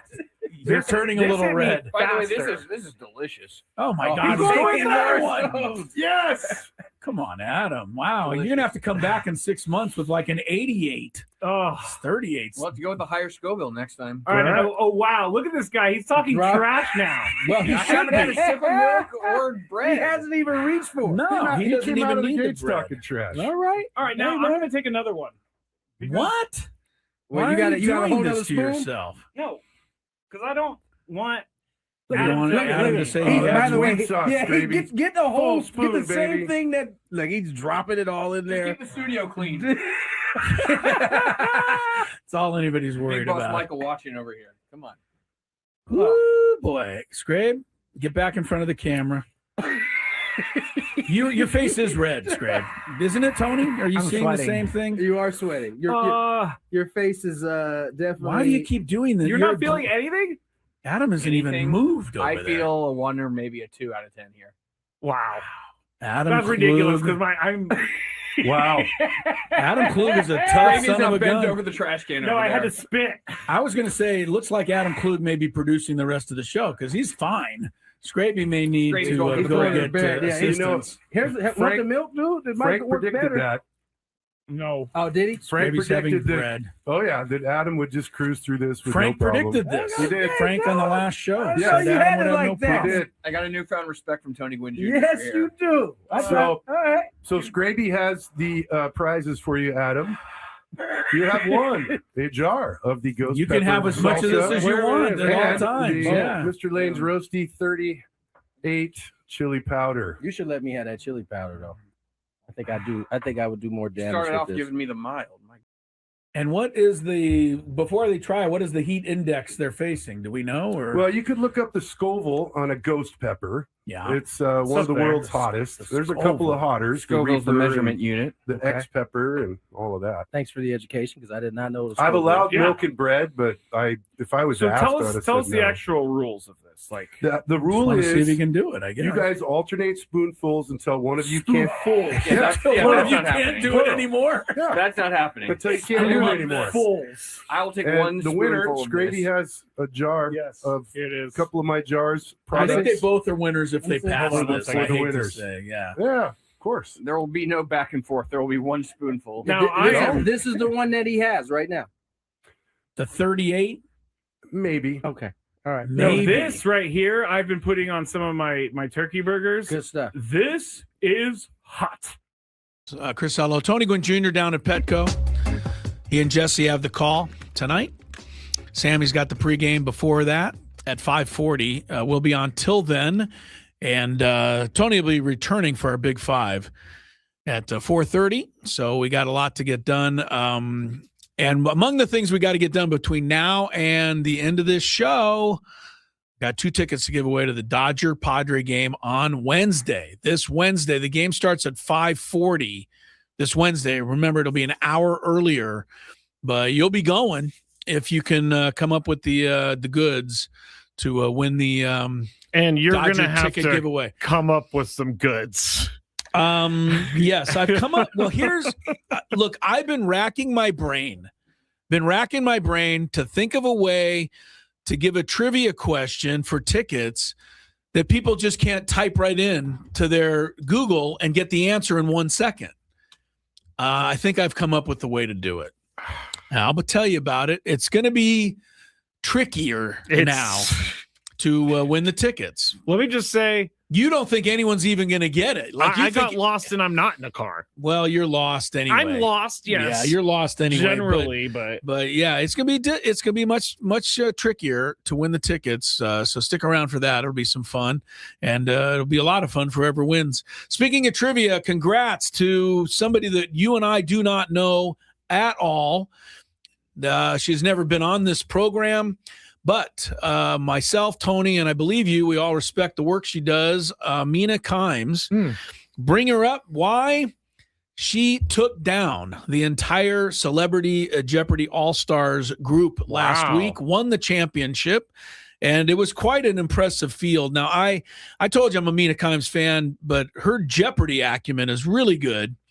And she proved it. She won the whole thing, and they brought in all the best celebrity players over the years, and she won it all. So congrats to Mina on that, although she would not care that I'm congratulating her. I think she's the type of person that's nice enough to care. I thought it was really impressive and anyone in my world that can take Jeopardy, like I'm like impressed. That's one of the things that impresses me is if you can do Jeopardy. I'm a great teen Jeopardy player. I try to play the regular Jeopardy along like everyone does, and I can't get very many of the questions. Of course not. And I feel like I'm a trivia freak. Yeah, but these are real, they're in another world. Obscure trivia questions. I know. So good for Mina Kimes on that. And then I wanted to. I hate when I have like three things. Oh. I wanted to tell everybody how I arrived at Fernando's 210 plate appearances. Please don't tell me you actually counted. Of course I did. He's had 193 this year. Well, that's easy to figure out. Right. He had 13 in the playoffs against the Cubs, and then he had his last 4 plate appearances at the very end of last year. So he hit a home run in the second to last game of the season. That's his last home run, and then he's had 210 on the plate appearances. And one last thing on Fernando, which is incredible. Coming into that, in his career, Fernando hit 1 home run in every 18.4 plate appearances. So pretty regularly for 6+ years, 18.4, which would be average out to what, Scrape? 4 games? Every 4 games he hits a home run, every 4.5 maybe? Yeah. 18.5 plate appearances. That's his average, but not anymore. Because anyway, it's confounding. It really is confounding. Hopefully the traffic isn't that difficult to decipher. Let's check that and then get into the Padre Pen Pals. From the 855 Get Ross Traffic Center. Injured? Demand justice. Demand Jurowitz. 855GetRoss.com. Claremont, the 805 ramps at Balboa still shut down because of that tragic shooting. The 805 southbound slow from well before the 52. Things stay slow on the 805 south past the 15. This report is brought to you by Valvoline Instant Oil Change. Summer driving season's almost here. Stop by Valvoline Instant Oil Change. They'll check your tires, lights, and essential fluids with any oil change. Stay in your car. No appointment needed. Visit SoCal Oil Change for coupons. Valvoline Instant Oil Change. Your 15-minute drive-through oil change. It's time to ask the experts, Padres fans. I was hoping maybe you can bring a little insight into it. Write us, tweet us, Facebook us, send a carrier pigeon for Chris. He thinks they're cute. Padres Pen Pals begins. Hurt the pelota big time. Now on 97.3 The Fan. All right, so we got some interesting ones today. It always goes with how the Padres are playing, so they kind of had a terrible start to their week with the Brewers, so I got some there. And I have a hater of mine who I'm going to bring up today. We found somebody out there that dislikes you. Very much so. It's okay. They messaged me a lot. And you know what? I haven't blocked him yet because I find their comments kind of funny sometimes. And so whenever but they you're do going to this... address the hater today. Yeah, so when I do this, I usually end up putting a little happy or a laughing face emoji reaction to the comment. Okay. And I think that angers them even more. Yeah, but... well, I don't have... Well, I think I have a couple haters. I do. I actually have a couple people that are just flat out, just absurdly... mean. Yeah, that's Twitter and I honestly just don't even pay that any attention. But I also have my Nick Castellanos people now. Are they similar to the Luis Ariz and Ryan O'Hearn people from last year? I think it's a little different. But, I said Nick Castellanos was not a good signing, and I've said more than once that they should move on from him. And every time he does something, I have to just, wear it. And I don't mind wearing it, but it is pretty comical. You did admit that you are slightly wrong. There's still a lot of season to go. No, but I'm wrong. I mean, even if he doesn't get another hit, he's contributed to this point, right? Okay. So, yeah, I was wrong, and you're right. And it's just funny that everybody writes every time he gets a hit or something. I get, You know what? I'm going to lead the charge on this because I almost, when he hit that home run the other day, I almost texted our group text. Almost. But I'm like, he's already getting it on Twitter. He doesn't need to get it in his private text messages. Nah, I'm getting it everywhere. Don't worry. If you love Mediterranean food, try Spiro's for authentic Mediterranean cuisine in Coronado or La Jolla. For dining or takeout options, visit spiroscuisine.com. All right, let's start. I heard you three talking about the hitting coach, quote unquote, woes some fans feel is going on with the Padres. What about today? After a weekend of homers and runs scored, the hitting coach haters have nothing to say. Obviously, it's with success the criticism goes away, but do these fans know hitting is so incredibly hard to do? I'm an old school baseball fan, and if you're going to criticize, realize you're also going to look stupid once things turn around. You're up first, Chris. Have the Padres played overall this year? Have the Padres played bad enough to seriously criticize? The hitting? Yes. Or what do you mean? Yeah, the hitting. Yeah. I mean, the hitting, they're last, right? They got the worst batting average in baseball. They do. They're 224. It's worst. Nobody's worse. They're 28th in slug. I'm sorry, in OPS. They're 26th in slug. Excuse me. Yeah, sorry. They're way up there. Don't short them, okay? Right, they're way up there on the slug. But, yeah, overall on the other side, 28th on OPS. But on the other side, if you look at their OPS late and close and big moments, they're third. That's so weird. Like, that shouldn't be that way, but it is. Like, third, 28th.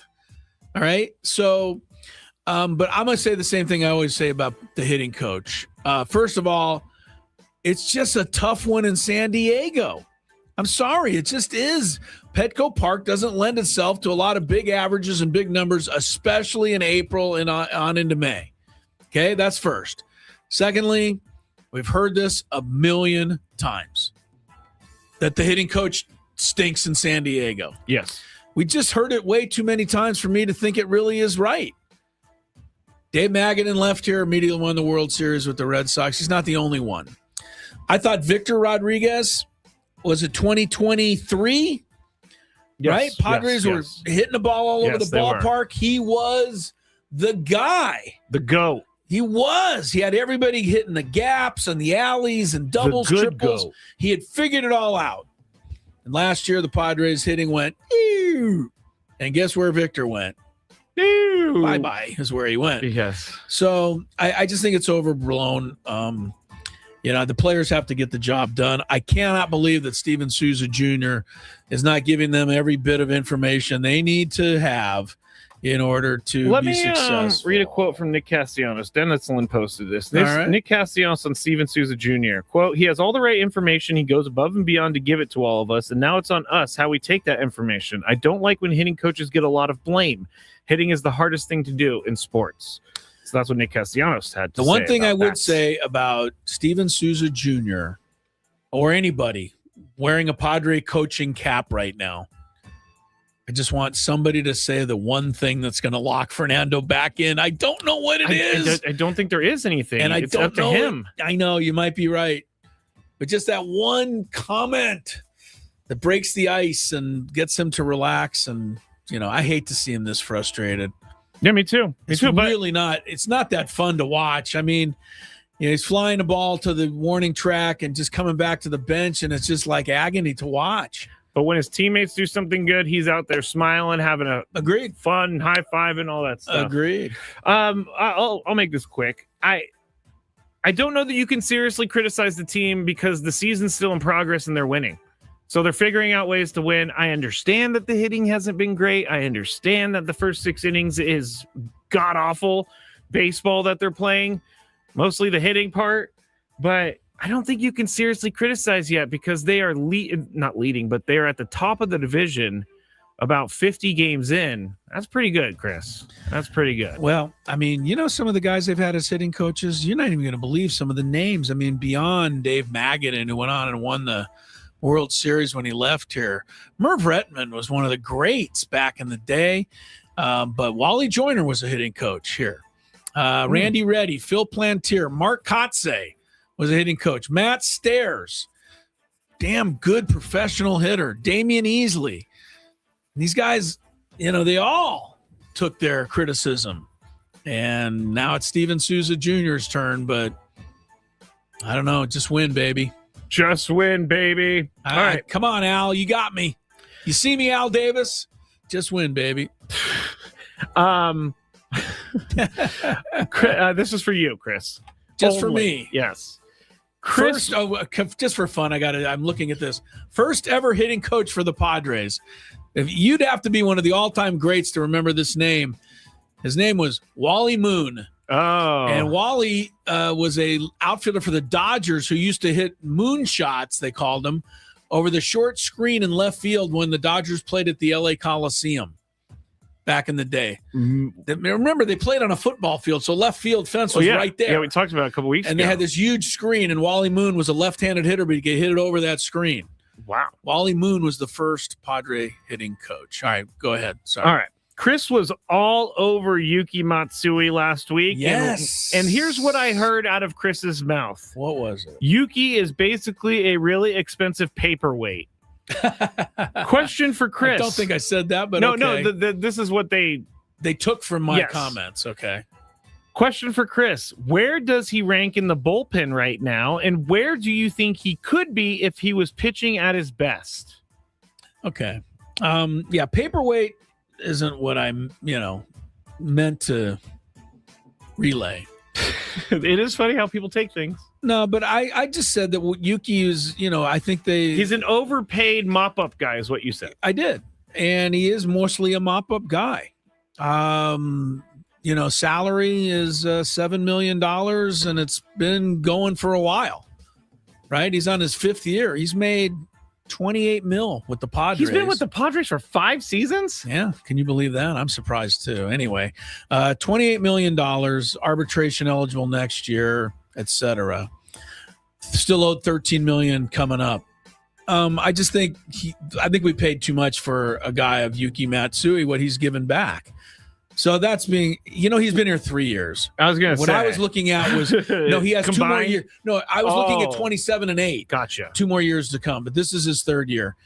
I don't think we paid for one save in 3 years. And I understand that, we have Mason Miller now and we've had other guys. But I thought when Yuki was brought here, it was to compete for the closer job. Just don't think he's ever really been kind of in that spot.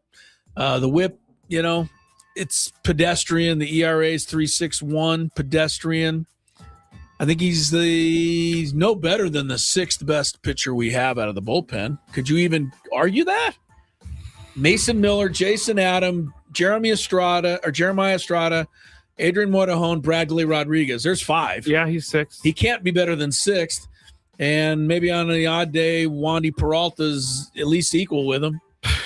Poor Wandy. I know. Everybody. Well, I give Wandy a hard time. I'm just saying there aren't too many. Maybe it's a luxury we have, but there aren't too many teams in baseball whose 6th best reliever is making $7 million. That is Is true. that a fair way to say it? Then maybe better than how I said it last week. A 6th inning guy should not be paid $7 million. Okay. But I feel like he has pitched well so far this season. Yeah, his first 4 games, he's been all right. Yeah. I think he could work his way into higher leverage situations because they're going to need that lefty at some point. We'll see. Right now, Morejon's going to be the guy. All right. Really expensive paperweight. We got time for 2 more. And then, one more and then the comment to me. I really thought Freddie Fermin. Let me start that over. Yes. I really thought Freddie Fermin was going to have a good year, but it has been a struggle for him at the plate. How long can the Padres watch him hit 150? I'll go first. Yeah, I'll go first. Okay. I think the catching position is a position where they don't expect anything out of their catchers. And if they get something out of their catchers at the plate, then they're happy with it. I don't see him going down to AAA. I don't see him being replaced by Duran or Luis Campusano. I see him being at the big league level all season long. He's one of their main catchers. I think they value him more as he calls games and, his defense behind the plate. I think they value that a lot, and so they're willing to give up the hitting side. Chris? I think he's got 3 weeks left. 3 weeks? I do. June 7th is the date for Campusano to hopefully return. If Freddie Fermin is hitting 150 on June 7th, you absolutely cannot tell me that when Campusano returns, he becomes the number 1 guy. I'm sorry. He's hitting 160, so let's give him at least that. But his OPS is 457. Yeah. I mean, he has 4 doubles. He has 3 RBIs. Ty France got that in 2 innings yesterday. His defense has been fine, but has it been great? His ability to call his ABS challenges need a lot of work. I love the Freddie Fermin we saw at the end of last year. Even though he hit 244, he had some slug with it. You know what I mean? He was coming up with some big hits, driving in 14 runs in 42 games. I mean, that was all right for my catcher. It's not great, but that was acceptable. But right now, he's an automatic out. He truly is. And I think when Campusano comes back, he's got to be the number one catcher unless something changes. So yeah, I mean, we'll see what happens. Yeah. I really they seem pretty entrenched with what they got. I got you, and I understand. Hey, look, man, I pitched. I like having my catcher be a guy I love and I'm comfortable with, and I think they are comfortable with Fermin. But I don't know. Campusano's close enough to me where you're going to have to get some chance for a hit in the lineup. I agree. All right, final one, and this was an insult that I got over the weekend. Oh, this is to you? Yes, it was very simple. And I crying laughing emoji back to it. Why does anyone listen to your baseball takes? You don't know what you're talking about. My response to that is, thanks for listening. That's all I got, Chris. Well, I don't know that person is listening. Oh, they are. Said, why is anybody listening? Yeah, because they're listening and they hate what I say and they think I'm a dummy. So thank you for listening. I appreciate that. We're all dummies. I mean, I've had my share. I've come a long way with the random hater comment. Before I used to, be mad about it. Now I just laugh at it. Yeah, you can't go there. Anyway, that was I will say most of the people that think they know everything about baseball and have to make it sound like they do probably don't. They don't. And then you go call them on it and then they disappear. But anyway. Chris vs. the Fans next, 833-288-0973.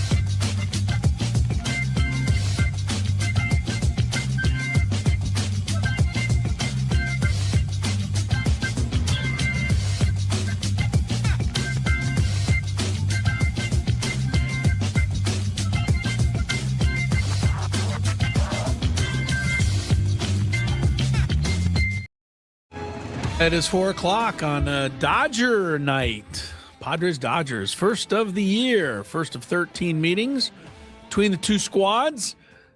3-game series this week. And it's pretty good timing for it.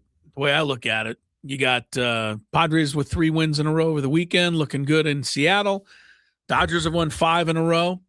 They've kind of, been able to right the ship a little bit after they slumped. But more than that, you got first place up for grabs tonight and probably again tomorrow night and probably again on Wednesday night. So, it's about as much fun as you can have in May on the baseball schedule. We'll have the pregame with Sammy Levitt. Sammy at 5:40 today. And also, don't forget, I haven't forgotten, but we are going to be giving away 2 tickets to the Padre Dodger game on Wednesday.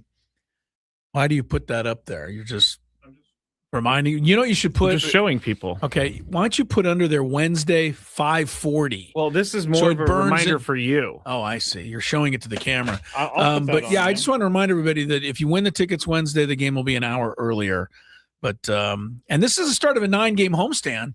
It's a pretty good homestand, by the way. Yes, it is. By the thing. I mean, you got the Dodgers, but then you got the first place A's. Yes, the A's are in first place. Our old friend Mark Kotze will bring his team in here over the weekend. And the next week, one of the hottest teams in ball, Schwarber and the Phillies are coming in. All they've done is go 15-4 with Don Mattingly at the helm. Yeah, remember when people Much were better. all like, Philly was like, this is the year they're going to be under 500. I still am not sure, that they'll keep this rolling, but, Mattingly has certainly given them a nice breath of fresh air, and I just love Mattingly. So I'm happy. I love Schwarber. I don't want to see him here knocking down the right field bleachers, but he might do that. He might just do it. I mean, the guy's incredible. He's got 20 home runs. He's not playing tonight. Scraby had a moment of concern earlier. Because my phone pops up with Kyle Schwarber's status has changed. I'm like, what? Yeah, he's carrying your fantasy team, but not just yours. A lot of people's. You're not the only one that has him. But he just sat out tonight. He was ill, as they say. ILL. All right. Thanks for spelling that. Short for Illinois. Let's get to today's Chris versus the fans. Chance for you to win some stuff, okay? If you had one shot, one opportunity to take down the human almanac himself, howdy do. Now is your time. Listen to me, this guy is dangerous. Now is your opportunity to win a prize. Well, I hope you know what you're in for. Chris versus the fans starts now on 97.3 The Fan. All right. The prize that you will be playing for is a qualification for a grand prize, which is a $500 gift card to Westgate, Las Vegas, the home of legendary Vegas fun. Now offering the breakaway from fees package, including a $75 daily dining credit, 2-day spa passes, daily cabaret tickets, complimentary valet parking, and $0 resort fees. Special rates starting at $89 a night. Book now at westgatelasvegas.com.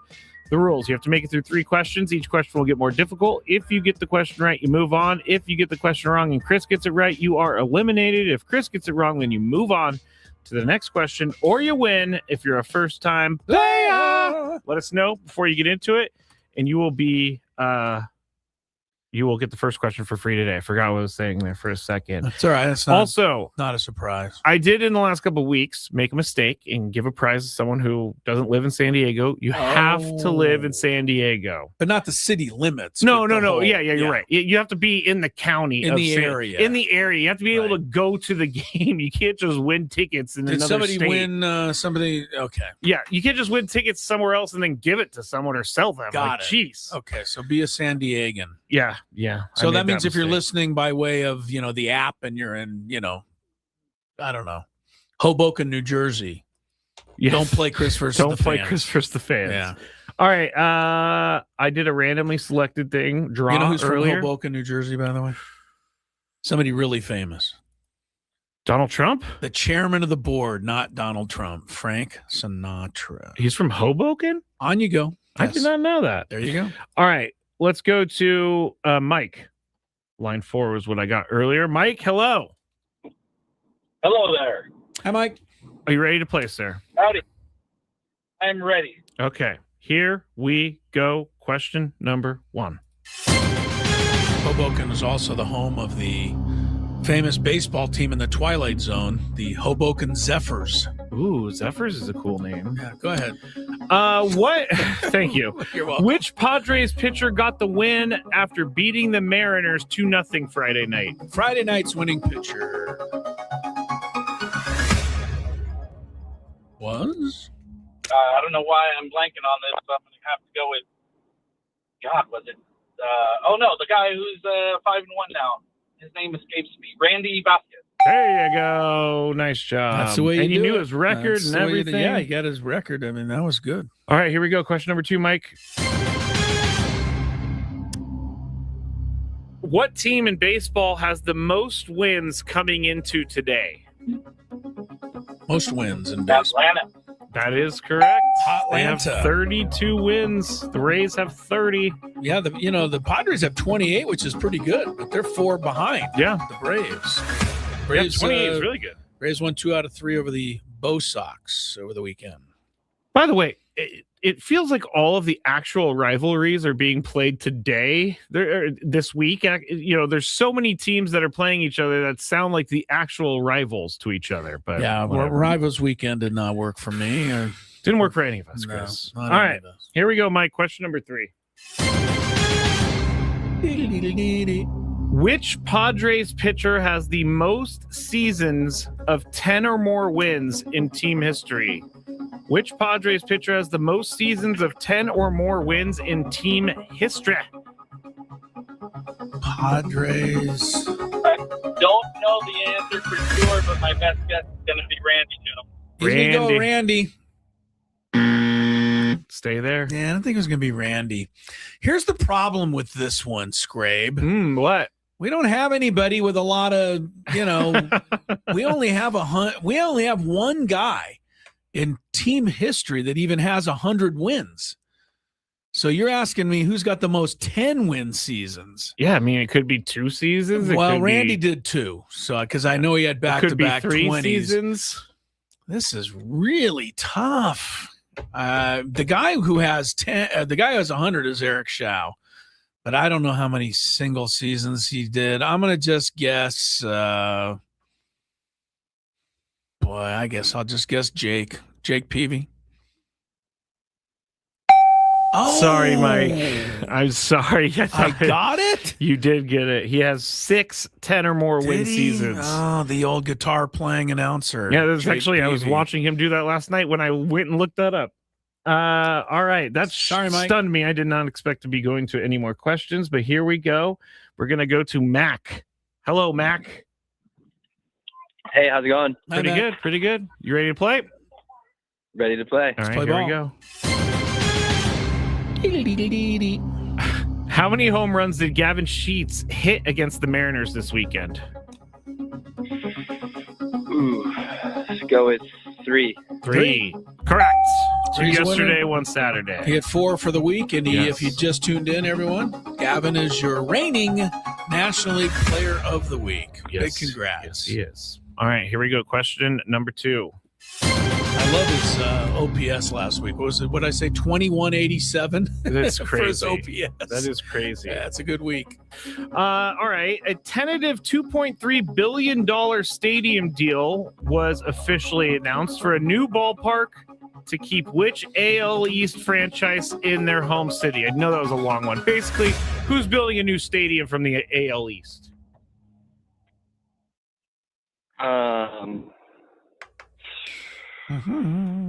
Blue Jays?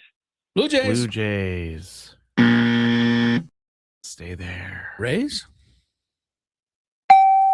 Sorry about that. That was kind of a Mac. process of elimination for me. Mac, thanks for playing.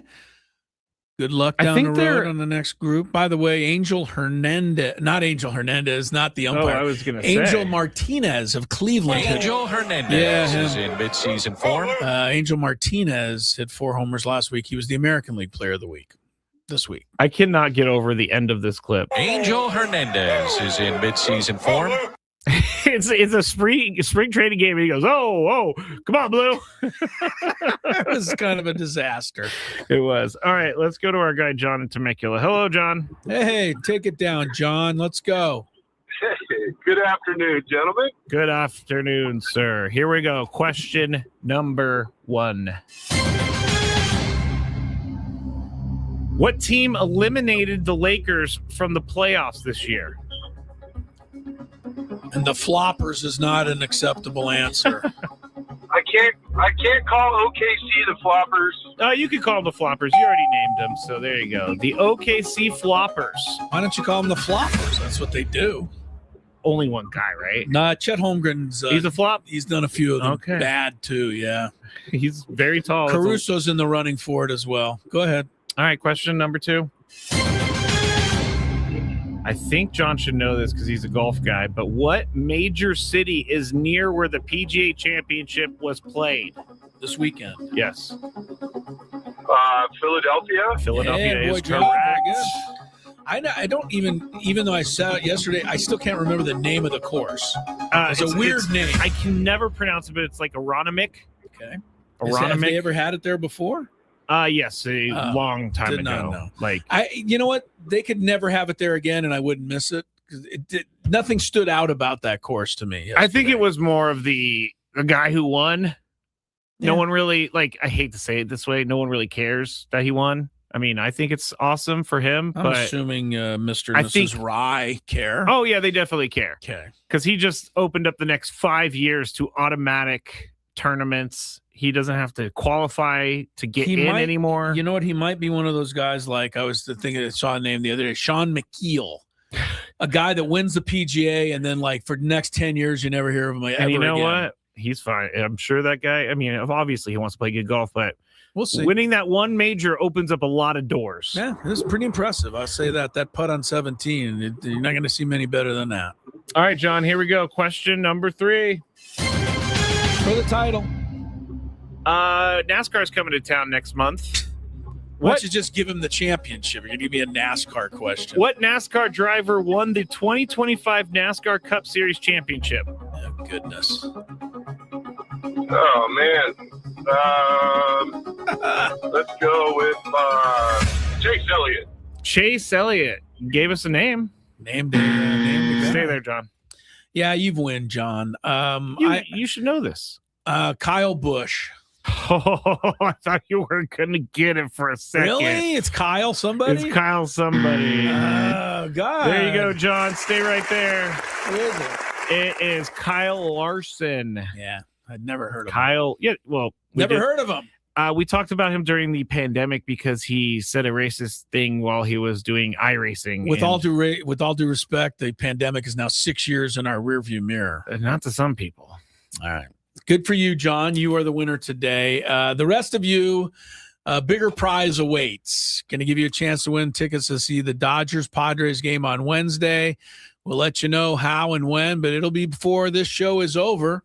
When we come back, the NBA conference finals are upon us. What happened to the Pistons?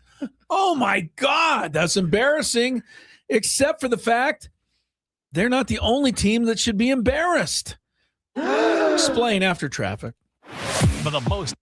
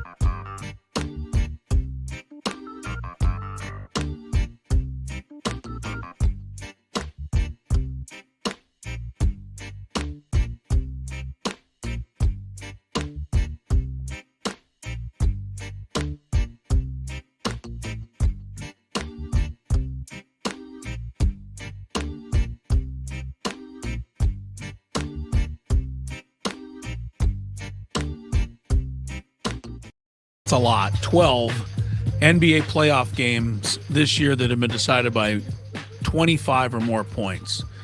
Blowouts. That is a lot. And what I don't get, welcome back to Gwynn and Chris, 4:20 the time.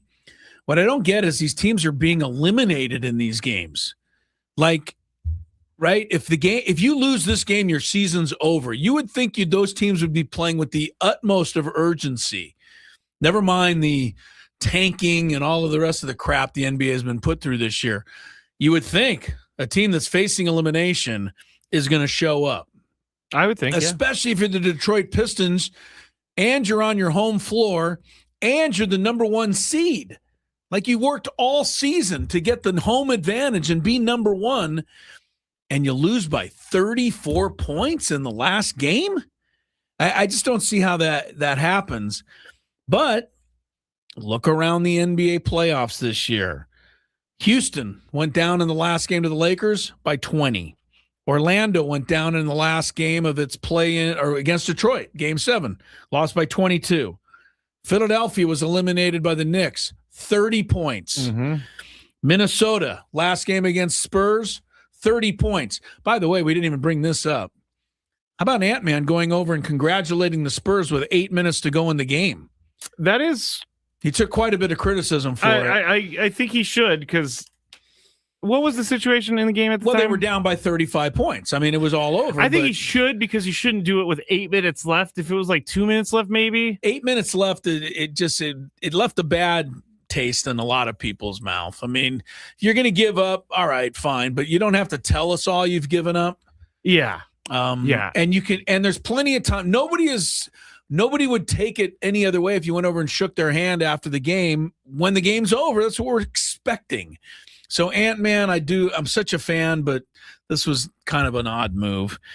Charlotte went down by 31 points in their last game. We told you Detroit 34, and the Hawks set the world record for elimination game when the Knicks ousted them by 51 points. That was crazy. So 7 of the teams that have been eliminated in the playoffs this year have gone down by 20 or more in the last game. That's just weird to me. Like, you think, put up a fight.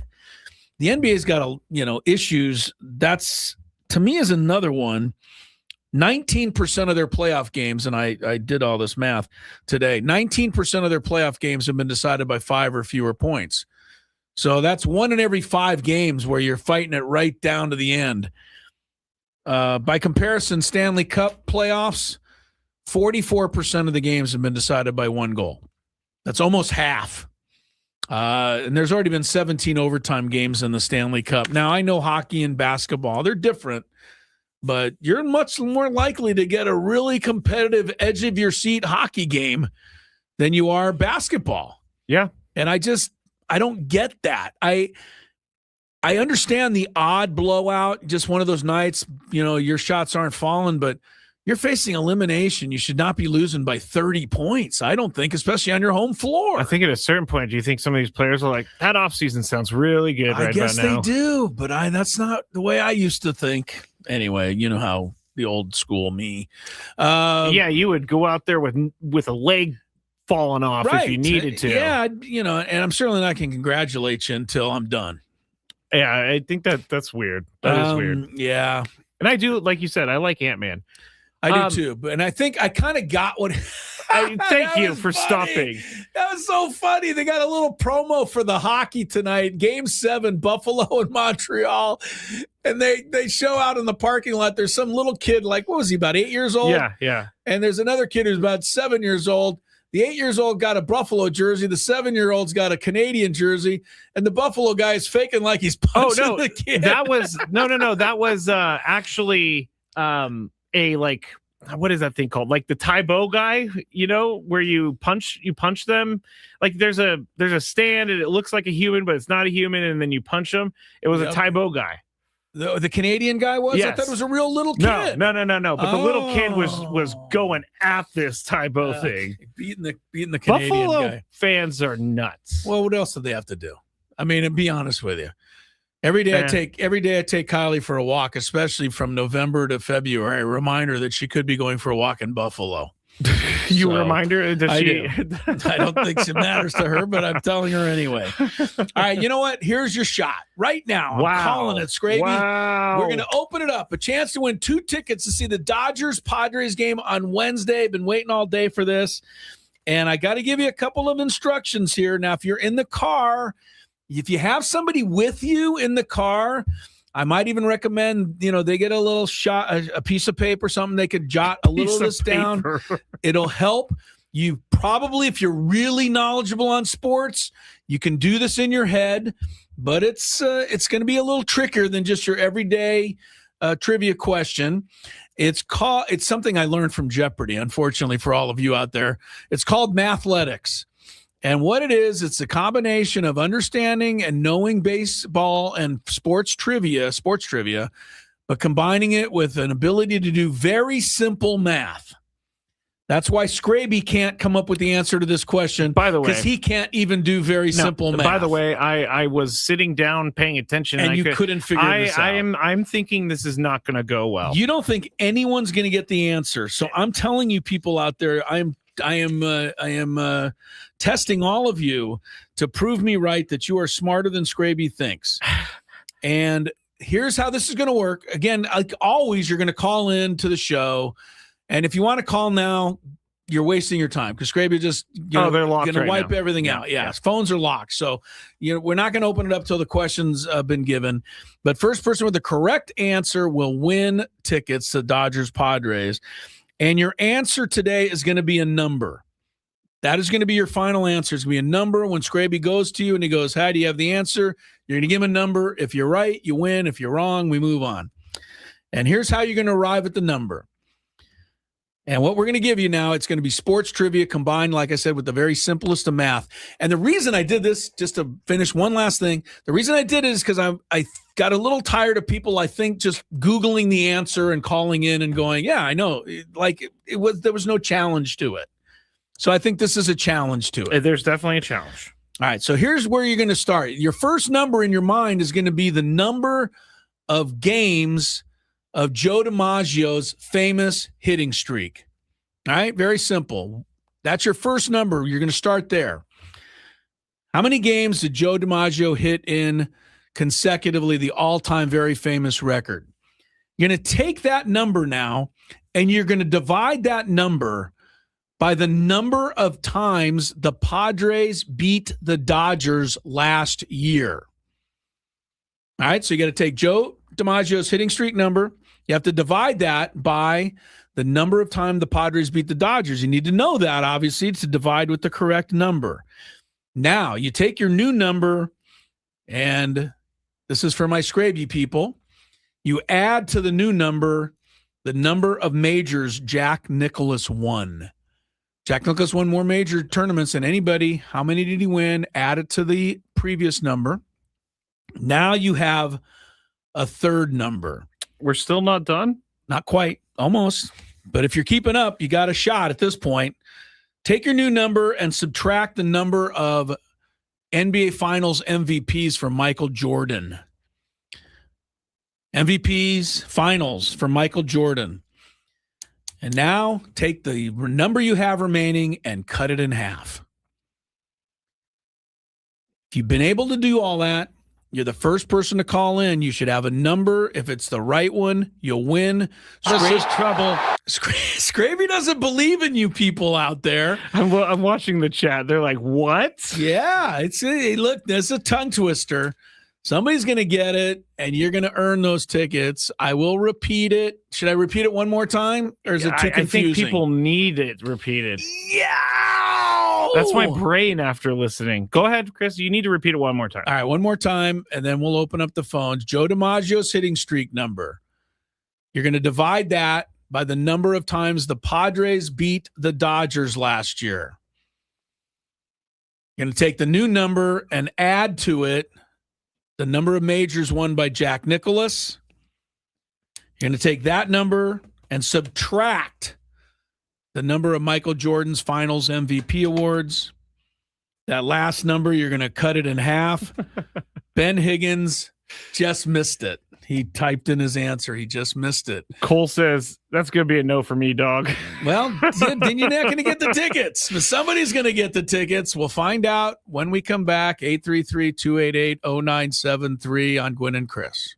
All right, it's time for the Beaver Nuggets. So the story is somehow Buc-ee's got brought up. I think Frank brought it up. Yes. And it's a rest stop / mall / entertainment zone, super center. And someone said on the chat yesterday that they have like 100. They went to one with like 100 gas pumps, which is a lot, I guess. But while we were talking about this, Sam Levitt was in New York listening, and he goes, "Put me on, put me on, put me on." And so we put him on, and he's talking about how much he loves Buc-ee's. And so we got into the conversation, and it ended up being about the Beaver Nuggets. And so I had to order them because I find the name Beaver Nuggets very gross. I find it gross. But we're going to go with this. It's kind of like a Cheeto / a corn pop. It's like a cheese doodle. A cheese doodle. And we're going to eat them right now. I don't think these are bad, but here we go.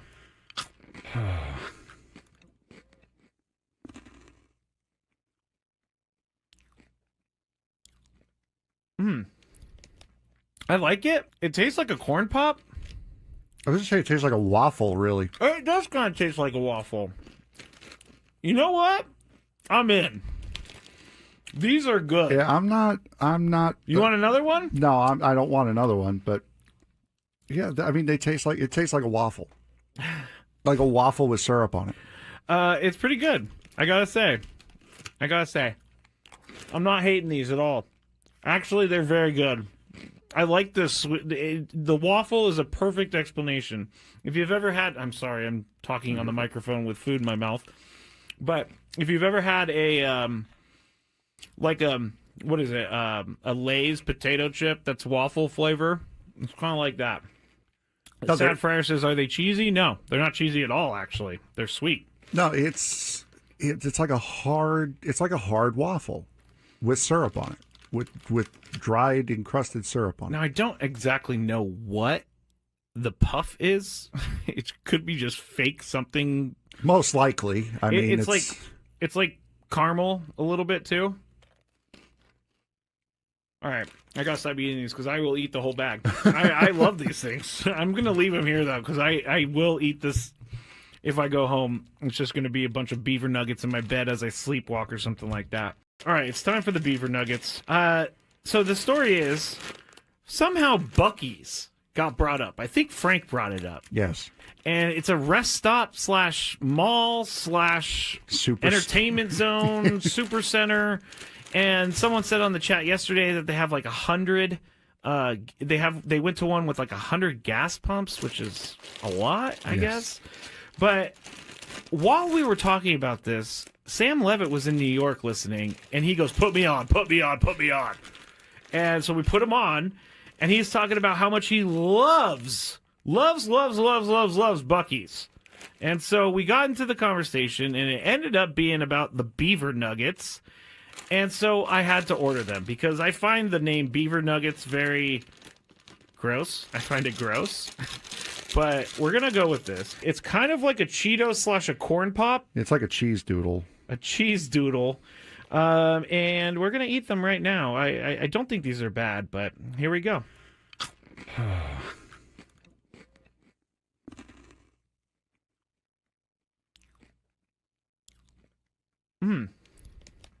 I like it. It tastes like a corn pop.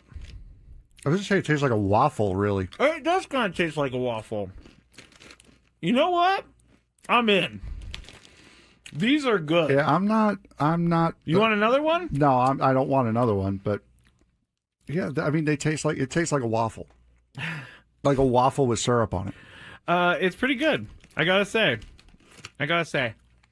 I'm not hating these at all. Actually, they're very good. I like this. The waffle is a perfect explanation. If you've ever had, I'm sorry, I'm talking on the microphone with food in my mouth. But if you've ever had a what is it? A Lay's potato chip that's waffle flavor. It's kind of like that.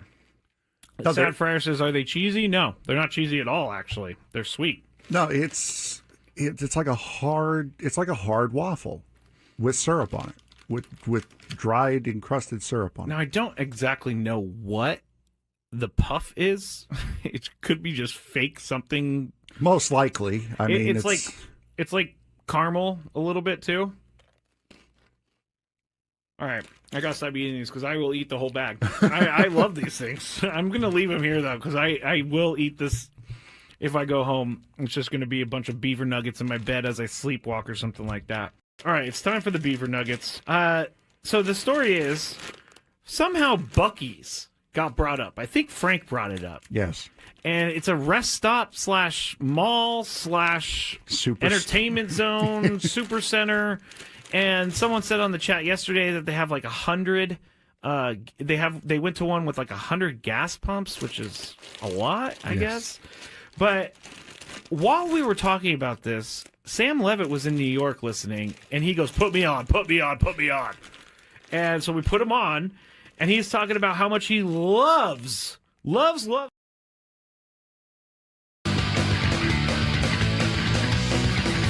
All right, Gwynn and Chris continues. 4:36 is the time, as usual. Scraby was completely wrong. He had no faith in you people out there. I had no faith in your question. I didn't have faith. I had faith in the person. I see. The first person who called in was able to figure it out correctly. Yes. The answer was 13. How did we arrive at that? You're going to have to hang on. I'll tell you at the top of the hour how we came up with it. In the meantime, let's check you some traffic, get you home, and get Tony back to work on the Big Five.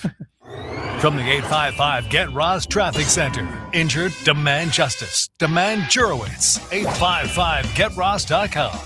The closure continues on Balboa in Claremont because of the shooting at the Islamic Center just west of 805. The 5 South also tough from the 52 to the 15. I'm Tiffany Woods from San Diego Traffic. This traffic report is brought to you by Frozen Ropes Baseball and Softball Training Facilities. Register for Frozen Ropes Baseball Summer League with 8 games and 8 practices for ages 6 to 12 at SanDiegoFrozenRopes.com. That's SanDiegoFrozenRopes.com.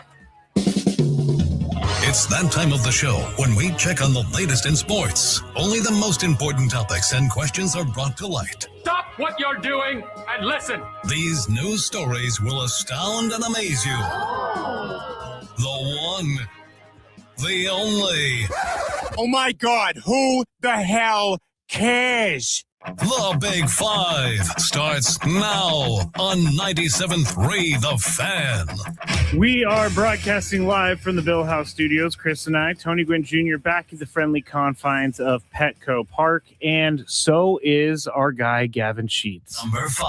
So we have talked all about him today, deservedly so, and we all know he's on fire. So I think we can officially say that he's the hottest hitter on the Padres team right now. After hitting .526 with 4 homers, a 1.878 OPS, and 8 RBIs. Oh, yeah, and 8 walks over his last 7 games. That's a pretty good 7-game stretch right there. We have seen him over the last year and a half seemingly get better each and every day. But, Chris, is this just a locked-in Gavin Sheets, or is this who he could be? I think he's I just think he's getting better and better. So, I think this is what he has become. I just go back to when Tony and I and yourself and the 3 of us sat out on the patio at spring training last year before the season, and Gavin came out and we did a visit with him, and I don't even think he thought he was going to make the team. I remember trying to pump him up a little bit, and just I felt almost bad for him that he'd been given this opportunity, and I don't think he had clicked in yet in spring training. And, so I didn't know he was going to make it.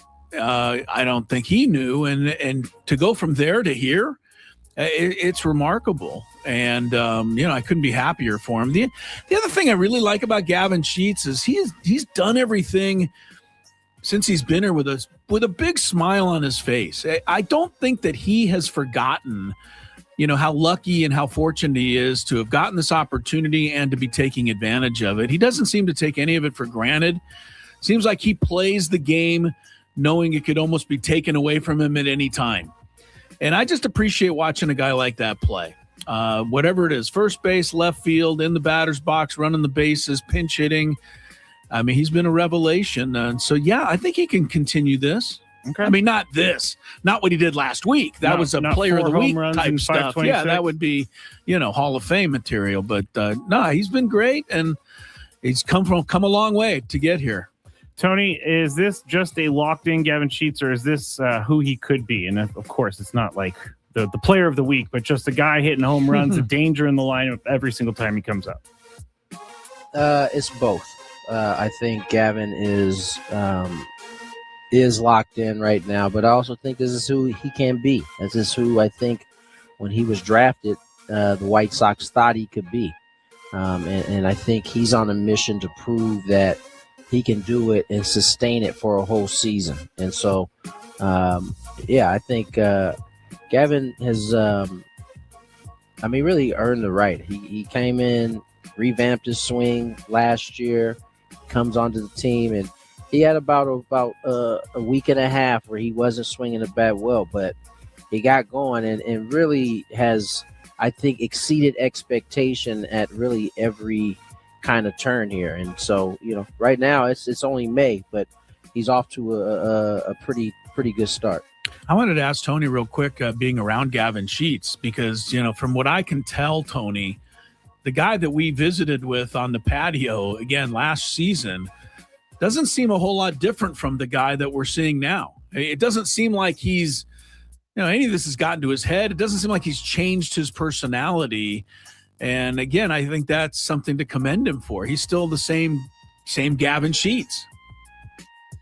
Yeah, although I saw Gavin as a pretty confident dude in terms of his expectations of himself. And even as he struggled early, I think he just kind of put his head down in the same way we saw Ty France do and just kind of got to work. And so I think what we're seeing is a product of that work. He came into spring training, and I remember having a conversation, him talking about really wanting to hone in on just attacking the zone and laying off of the pitches out of the zone. And I think right now, this last week, we saw maybe the best version of that in terms of him laying off tough pitches. But if you got it in that box, he was going to make you pay. And that's who I think he thinks he can be. I also like that he can make fun of himself running into the left field wall. That's a big I'm a big fan of that. Well, I think he did that last year. I don't think he wants to continue making fun of himself on that. I don't think you can make it in any baseball clubhouse unless you can make fun of yourself. You get eaten alive. That's true. That's very true. I mean, that goes for a lot of places. You just become a bigger target if you are one of those cats. I know that we talked about this elsewhere, but I can't see Pete Crow Armstrong. I can see him struggling with his attitude. Sometimes. Takes things pretty darn seriously. Texas Tech quarterback Brendan Sorsby has filed an injunction as he is seeking eligibility for the 2026 NCAA football season. Now, you may remember he got caught for gambling. He's in gambling rehabilitation right now. He's being paid $5 million by Texas Tech to play quarterback this year, but he has hired two prominent attorneys, Jeffrey Kessler and Scott Thompson, as part of his legal team. They said, quote, he's currently ineligible to play for Texas Tech due to prior violations of the NCAA sports gambling rules and would be, quote, irreparably harmed if the injunction isn't granted. The NCAA is yet to make any public decisions on this, but he goes on to say the filing says he suffers from a clinically diagnosed gambling disorder, which is a mental health condition. And, quote, the NCAA has weaponized this condition to shore up a facade of competitive integrity while simultaneously profiting from the very gambling ecosystem it polices, the filing states. This is going to be a little long. These lawyers are earning whatever money he's giving them. I'll tell you that is a bunch of gobbledygook. Go ahead and finish reading it. There's just a little bit more. He is, I think I've explained everything now that I'm reading this. One more thing. He had proposed a punishment for himself that NCAA didn't take. They denied, do we know what the punishment was?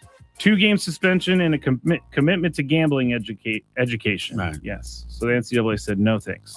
We're going to go a different direction. Tony, Should Brendan Soares be reinstated? I can't talk. Well, I know he's currently out for his own gambling problem. Yes. What is he actually being suspended or not allowed to play for? Violating the gambling policy. Because he got of the caught NCAA. gambling last year. So he's not allowed to play as it stands right now. Even though if he does play, he's going to make $5 million. For forever, or like Forever. he's like Well, ineligible. Yeah, he's ineligible, and so that ends his college career, and he would have to go pro. Yeah, I mean, if he gambled and the rule is like he shouldn't gamble. Yeah. Like, why would it? I'm trying to figure out why would it not stand? Like, why would it not? Thank you, Tony. happen? You're going in the direction For all of the gonna gobbledygook that his stupid lawyers or his smart lawyers are saying. Yes. Like, well, Yes. you're taking away He this does- guy's right to live. He does have a problem. Clearly, it sounds like he went into some type of rehab, I believe, right? Yeah, I Or think he's still right there.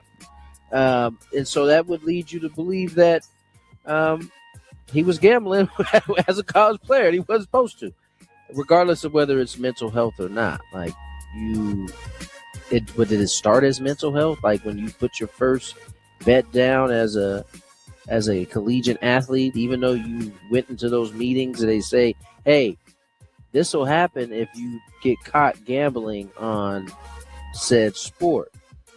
Yeah. I don't. Yeah. Yes, he should. It should stand. I think his lawyers are kind of trying to take advantage of the times we're in. The lawyers are twisting everything. Oh, the NCAA weaponized it. He has a clinically diagnosed gambling disorder. You guys are making fun of him for it. Chris, what do you think? Should he be reinstated? Let's not take it 100%, comically. If the guy has a real problem, he has a real problem. But unfortunately, that problem precludes him from playing college quarterback. And so, those are the actual rules that have been laid down, rules that I am assuming he abided by when he decided to sign up to play college football, right? So unfortunately, he's got this issue. That does not allow you to continue playing, football. So he's going to have to get, over this. He's going to have to, somehow prove and show that, he's put all this behind him. And, this is what you hire lawyers for, to muck everything up, to just say a bunch of words to try to get you thinking maybe that you're wrong, when I think the NCAA in this case is 100% right. They're allowed to police the rules as they are. It seems to me. So, I'm going to root for this guy to get through whatever gambling issues he's got. And when he feels he's there, if he still has some eligibility left, let him play. The notion that you're keeping him from making a living is a little ludicrous to me, because if you break rules and let's just say you broke a rule and you ended up in jail, can you honestly walk into the judge or whatever the next day and say, hey man, you're keeping me from working out here. I mean, you got me locked up in jail here. I need to go out and work. I mean, no, you give up can't. your right to work when you get arrested. I just think in this case, you give up your right to play when you break that rule. All right. That's all we got to say about that. We'll see what happens with Brendan. His lawyers can't fool me, man. No matter how much money he's they going to make. need that $5 million to pay those lawyers. Yes, he is. 'Cause apparently, they're very expensive from what I'm reading on the I would comments. imagine they're probably charging him more than $5 million. I really hope not. Urban Meyer, remember that guy? The former Jacksonville Jaguars head coach? Well, he was fired in 2021. He filed a grievance that he was fired unfairly. And an arbiter ruled that the team did have cause to terminate him, meaning they will not have to pay the remaining $30 million plus on his contract. Now, Meyer's 11th month tenure, only 11 months with the team, ended following a 2-11 record, off-field issues, and allegations that he kicked kicker Josh Lambo during a preseason warm-up. So, Chris, should he have won this? No. And furthermore, he should pay whatever fees that are associated with filing this. I think it's free. Well, It's what? It's free to bring an arbiter in to determine. I'm assuming there's some union involved. Maybe so. No, I think it's part of, like, maybe it's in the contract. Like, if you get terminated, there's an arbitration. It just automatically kicks in. Okay, well, yeah. I just in general, I'm tired of people not taking responsibility for their own actions, and I feel this is one of those situations. And secondly, if I'm not mistaken, the last act of Urban Meyer was leaving his team. No, that was one of the first acts. Oh, he sent his team home. He stayed behind. That was like in the first month of the season. Didn't he kick his kicker? His kicker was his last. That might have been the last. That was the last act that was like found out, because Josh Lambo was holding this in forever. Anyway, there was a lot that went on in that 11 months. All right, but one of the things that stained him was this whole thing with some 19-year-old or whatever sitting on his lap while his team was flying home from a game in Cincinnati. Yeah. And I feel like, it is laughable, but it is laughable. It's also is it a whole lot different from how Mike Vrabel got caught in his sticky situation? We don't seem to. Mike Vrabel got caught doing something? What happened with Mike? He still hasn't even admitted. Yeah. I just think, I don't know if these two things are identical, but they seem like they're in the same ballpark. I think Urban Meyer was just way more upfront with it. I don't know what you're talking about. This this Mike Vrabel situation. Mike Vrabel thing. Yeah, you have to really be a sports fan to know about Mike Vrabel. Here's the bottom line. Here's the difference between Urban Meyer and Mike Vrabel in that situation. Urban Meyer was 2-11. Mike Vrabel was in the Super Bowl last year. That's the difference. Sorry, that was like a laugh from the heart. I felt it. No, I know. It's because it's the truth. It's true. Yeah, that's how that all works. So, Tony, should he have won his lawsuit or his grievance? I'm sorry. He was a bad coach. He certainly there was certain cause for plenty of cause. Yeah, I mean they hung with him longer than most teams would have. I feel like, but the kicking of Josh Lambo was too much. That was the last straw. I think it's really funny that Fox that puts him on every week, right, to talk college football. Yeah. To me, that's a stain on their whole college football show. I don't know why they would want to, just forget everything and just, hey, come on in, Urban. I don't get that kind of stuff, but what do I know? Anything else, Tony, on this? Nada. All right. Number 2. Over the weekend, some St. Louis Cardinals fans were very upset by something that Bobby Witt Jr. did. He was running to cover third.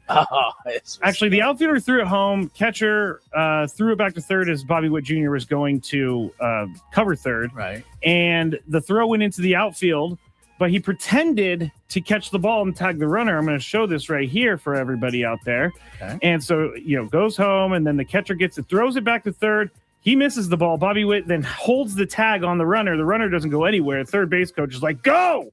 Get up and go! Saw it, yeah. And so Cardinals fans are just so upset with this. They also said it was against the rules, but people really quickly went back and said, yes, you are allowed to do this at the major league level. Other levels, not so much. Major league level, you are allowed to do this. So, Tony, do you think this is an okay play? Yeah, this is ridiculous. Yes, it's Cardinals fans who are just mad at their team. Wait, can we just talk about this for a sec? Like, how is this? Is this? They've never seen that at second base. Never seen a deke before. I'm so confused. Like, it's that these are St. Louis fans too, so they're like supposed to be. Don't forget, I was going to say the same thing, Tony. These are the smartest fans in baseball. They say. All right, so wait, before I jump out the window. Yeah. Scrappy, where's the consensus that this is Twitter Cardinal fans? Okay, so this is some on are Twitter? saying I'm a Cardinal fan and my fans are stupid. Some are saying I'm a Cardinal fan and this is illegal. Yeah. I even looked it up in the rule book. And then just lying through their teeth.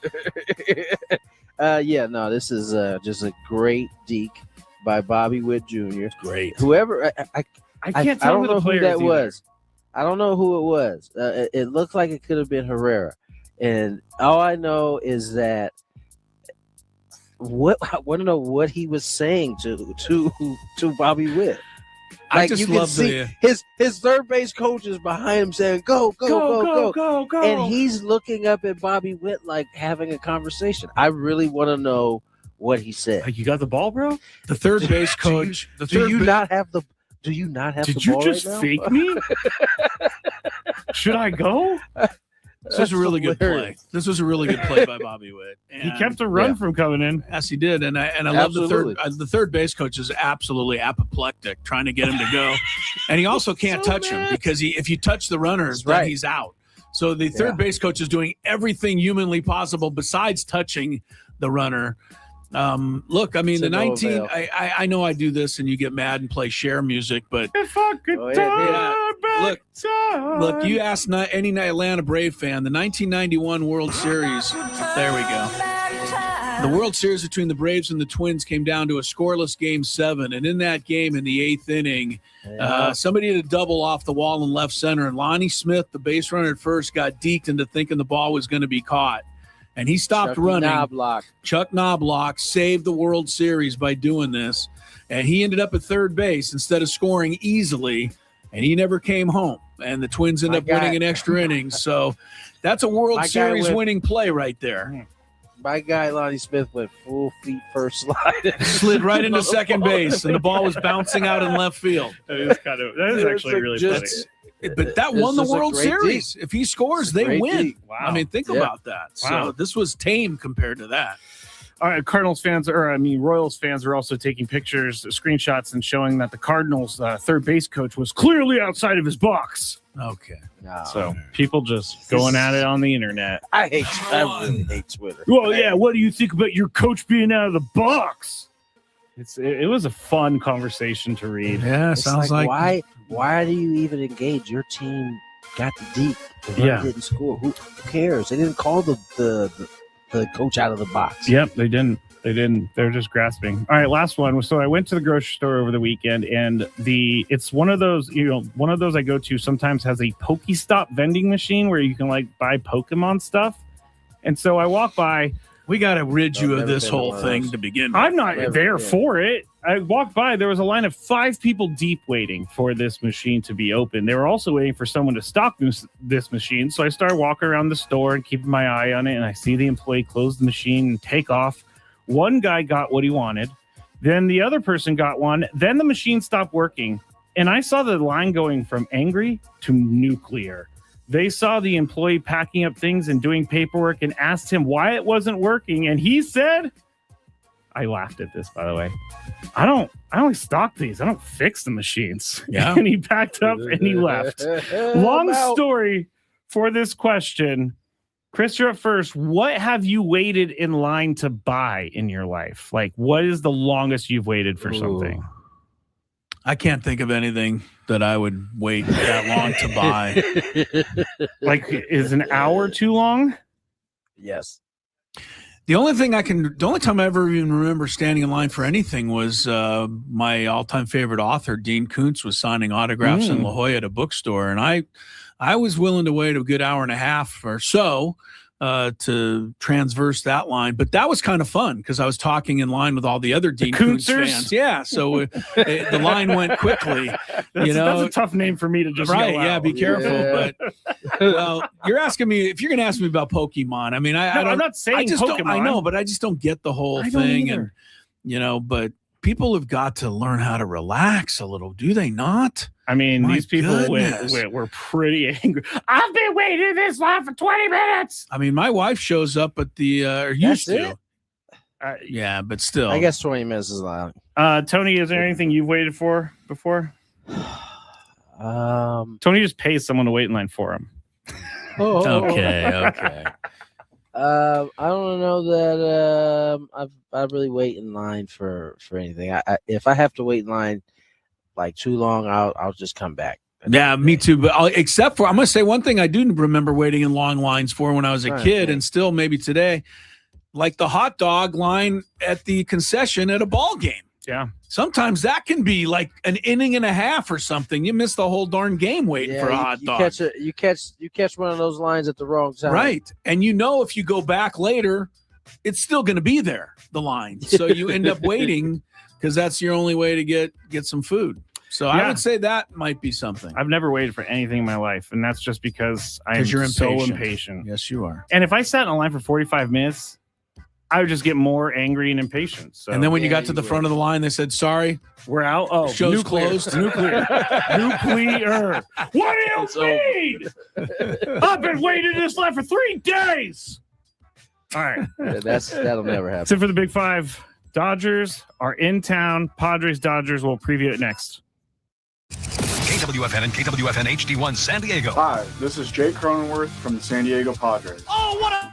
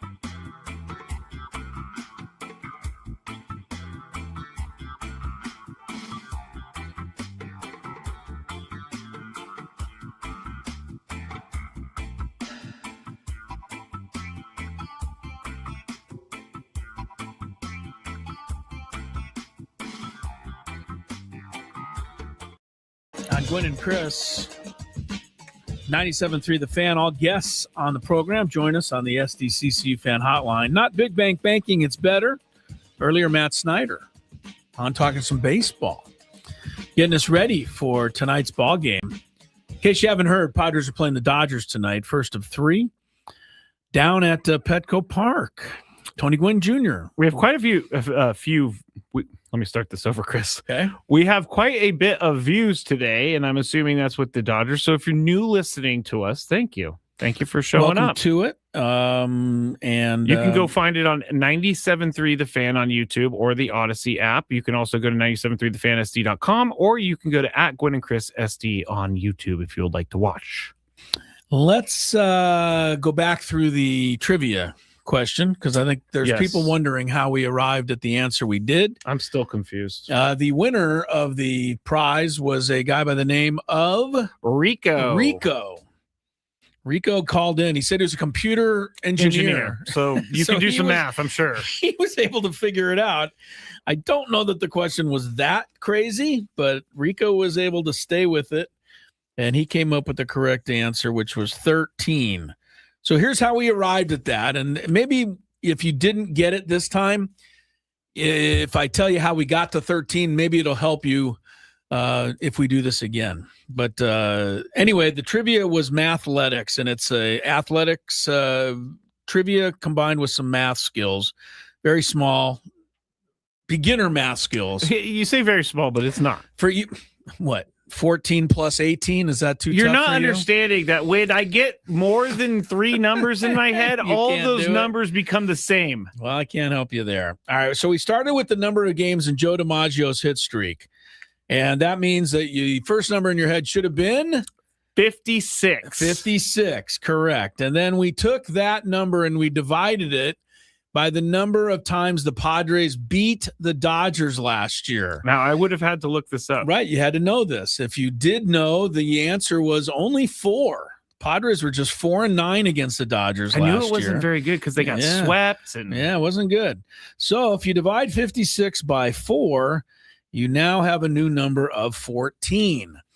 To that, we added the number of major championships won by the great Jack Nicklaus. Graby's a golf guy. You know how many he won, right? That's might be the easiest question. For you, 18. 18. So now we got 14 plus 18, which is where things got tricky for Scraby's math.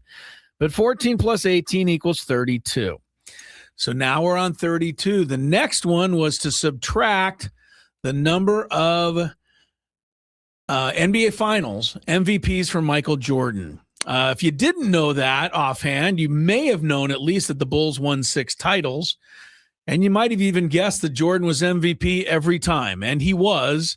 So you take 32 and you minus 6, which leaves you at 26, and then the final step was to take half of that, and you'd arrive at the answer, and the answer was 13. So that's how that worked.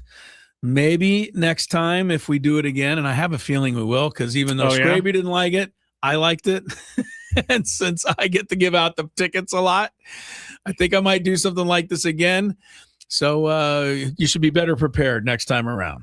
We're going to hear a man crash his car on freeway trying to add up math in his head. It's not that. You're making it too difficult. It's the number of steps that's difficult for me. Got to hang with them, man. You got to be able to, I think for you, it's not the math difficulty for you. It's the ADHD. You can't stay with it long enough. Great point. I get lost after the first sentence. Yeah, you just can't stay with it long enough. That's the problem for you. That's a good call. All right. We got Yamamoto for the Dodgers. Tonight we have our guy, Michael King, for the Padres. The lineups are out. Scraby gave him a little earlier, but Fernando's in the leadoff spot. Yeah, let's give it again. It's a big enough game. Fernando trying to snap that. The number is what it is, so I'm going to say it. He's got 210 plate appearances without a home run. That's just unfathomable. Yeah. So hopefully that's where it ends. Like first inning tonight, end it. Second in the order was Miguel Andujar. We haven't talked enough about him. Another, but kind of just under the radar signing, right? Mm-hmm. By AJ. It was a kind of a quiet thing. Yeah, I don't think anybody made any big deal out of Miguel Andujar signing. Maybe they should. He's got a 7.93 OPS, which is, second best now. Gavin's passed everybody. Yes. But Andujar's hitting 291. He's been doing it mostly on the road, actually. His batting average is about 100 points higher on the road. But Andujar, he was forced into duty the last couple of games. Manny was able to get a little rest. Andujar looked fine at third base. He's not Manny, but nobody is. So he's been great. Batting third tonight is the National League Player of the Week, Gavin Sheets. What a week he had. 2187 was his OPS.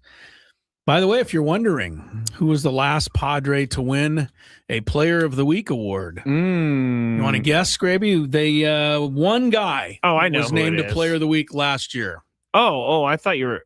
Oh, I guess Mason Miller was Player of the Month. Yeah, we haven't had any other players. The last player to do this, Player of the Week for the Padres was last year. I actually cannot think of it. Yeah, nor I don't think you would. It was early in the season, and it was some guy named Fernando Tatis Jr. Did he have 0 home runs? I doubt it. When he won that, 2024, we had Merrill, Arise, and Cease.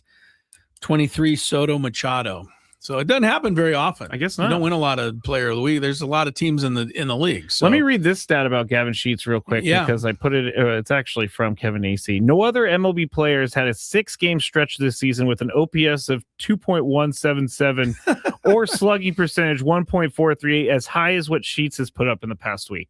So he's done something that no other player has done so far. Yeah, it almost felt like when he hit a double yesterday, the pitcher was like, hey, I held him to a double. That's a great feeling. He's locked in right now. He's locked in. Manny's batting cleanup, and we know where he's been struggling.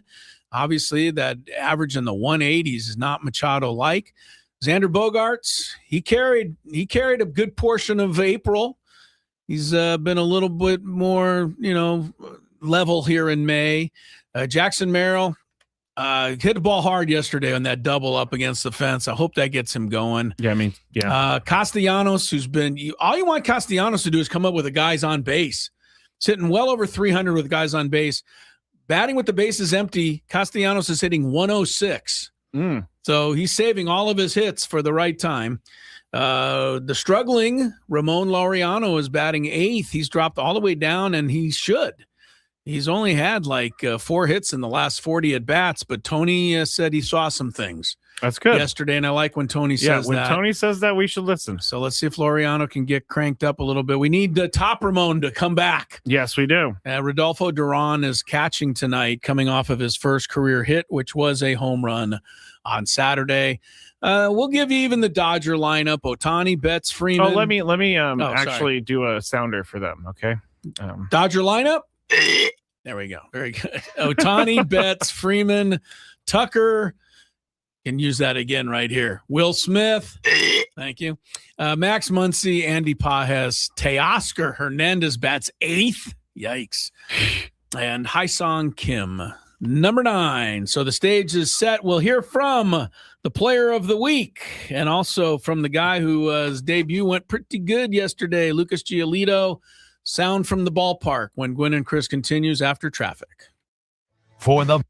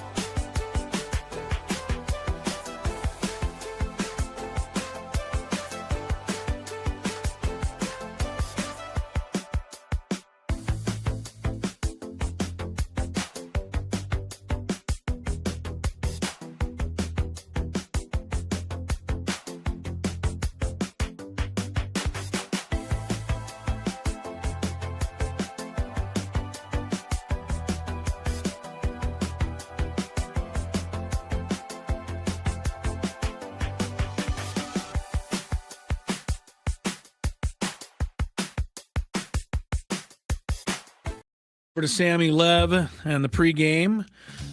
Game 7 of that Stanley Cup Series. Montreal on the road at Buffalo. 2-0 Canadians at the end of the first period.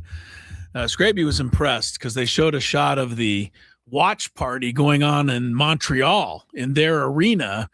Obviously, the game's in Buffalo. But there's not an empty seat to be had in that arena in Montreal. I thought it was I thought it was past video because there were so many people waving their towels. People are going crazy, and they're not even playing the game there. But hockey's important to the folks up there, and that's fine. And we can remind them that the Stanley Cup has not resided in Canada since Montreal won it in 1993. It's been a while. That's a long time. That's right. Canada's not held the Stanley Cup for ages. 2-0 there. Coming up a little bit later, we got Spurs Thunder, game 1 of the West NBA Final Series. We're going to hear from Gavin Sheets. We're going to hear from Lucas. Maybe have time for Lucas Giolito, but definitely Gavin, who's the player of the week. But I wanted to give this one quick thing, and this, I think, encapsulates everything that's happened with the Padres to this point. Okay. You dug this out with help, I think, from Kevin Acey, but since April 28th, that is, the Padres were 19-9 on April 27th, okay? So since the morning of April 28th, they played 18 games. Machado is hitting 109 in those 18 games. Tatis is at 190. Merrill is the high guy at 194. Ugh. The three of them together are hitting $1.64 in that time span, and their OPS is 480. That's like, honestly, what Freddie Fermin is right now. Okay, That's and not you're talking about Machado, Merrill, and Tatis over that 18-game stretch. That's how cold they've been. But what's the Padres' record during that time? How about this? 9 wins, 9 losses. That's insane. So you're staying afloat without any of your stars. Exactly. They're not doing anything. And the main reason they are right now is because of Gavin Sheets, the player of the week with a 2177 OPS, 625 batting average, 4 home runs, basically 3 game winners. It was just an incredible week for Gavin. He's already had 3 walk-off winning home runs this year. Well, I shouldn't say walk-off.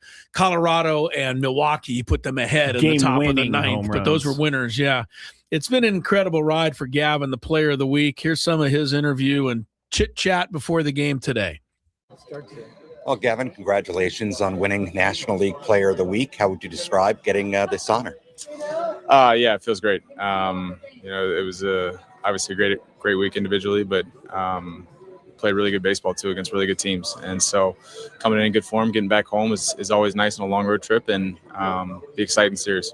It was a big week. I mean, just some gaudy numbers offensively for you. What would you say has been the biggest key in the last week or so?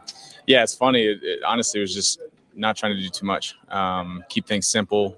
Felt something click in Milwaukee and just kind of ran with it. And, obviously saw results from it. But the biggest thing is when you're struggling, you try to get in there and you try to do extra and do a little bit more and kind of pull back into the opposite. And the results came. So pretty proud of the work. And it was a great week.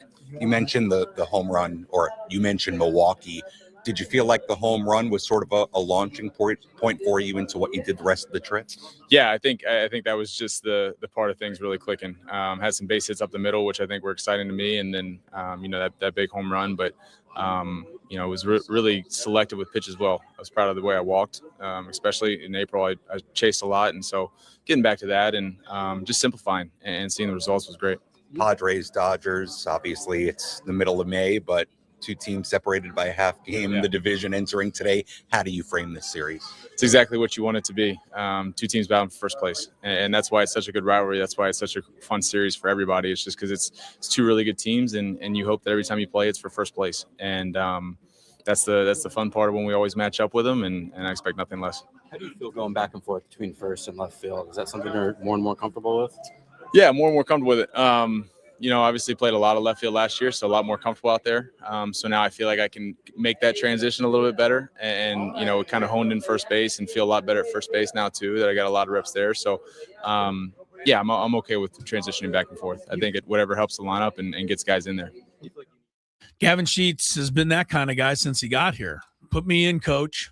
And I don't know, he'll bat seventh. He'll bat fifth. He'll bat third. He'll go wherever you He tell really him. will. I mean, you like this. This is an old saying, right? This is kind of a thing. You say he'll run through a wall for you. He definitely But will. the fact is, he actually almost did that last Yes, year. he did. So yeah, Gavin's been incredible, and it's great to see him having this success. Well deserved. Lucas Giolito, pretty good pickup so far. 5 innings and 1 hit. Not a bad way to start as a ground single. I think it was the only hit the Mariners got the whole game yesterday. It was actually. a one-hitter. They scored 3 runs in the 6th inning on 4 walks and 2 sacked flies. You don't see very many 3-run innings without a single hit. But no, you do not. That was the only 3 they got yesterday. Lucas Giolito, I think he was pleased to get a good start like that his first time out with the Pods. Welcome to Petco. How did it feel to get back on a big league mound yesterday in Seattle? Yeah, it felt good. Felt good. You know, it's been a long time. I haven't pitched a big league game since September, so just to be back out there, felt good. You know, it was solid for the first 5 innings. Unfortunately, kind of fell apart on me there, but you know, a lot to learn from, a lot to work on. Keep going from there. What was the mentality for you, especially not having a normal spring training going into that? I treated it like my first start of the year. I had my own like kind of personal little 4 outing spring training throughout the minor leagues, which was a very cool experience. That was fun. And yeah, I mean, I treated it kind of like my first game of the season. You know, I generally try and keep a relatively even-keeled attitude and mindset. I thought that I did a very good job of, you know, staying very locked in through the first 5. And then unfortunately, I just kind of lost it there in the 6th. But, you know, we got the win. That's what matters most. This is a rotation that has had some injuries. So to be able to know that you're able to contribute your experience here, what does that mean? It's good. It's good. You know, I had the Padres right at the top of the list when I went to free agency, and you know, unfortunately, my free agency was very wonky. But to be able to land here and be with some great teammates, guys I've played with in the past, and I know very well, it's really kind of a dream come true. You know, especially me being from Southern California. It's a fantastic place to play. Great group of guys, and you know, I'm just here to do my job and help this team continue to win. Were you a little surprised about that, the free agency and what happened? A little bit. It was interesting because I was in a position where I was well aware of, you know, my stats last year, the underlying stats, the injury I sustained at the end of the year last year. I knew that would be a huge knock on me, and so I went into free agency very open-minded.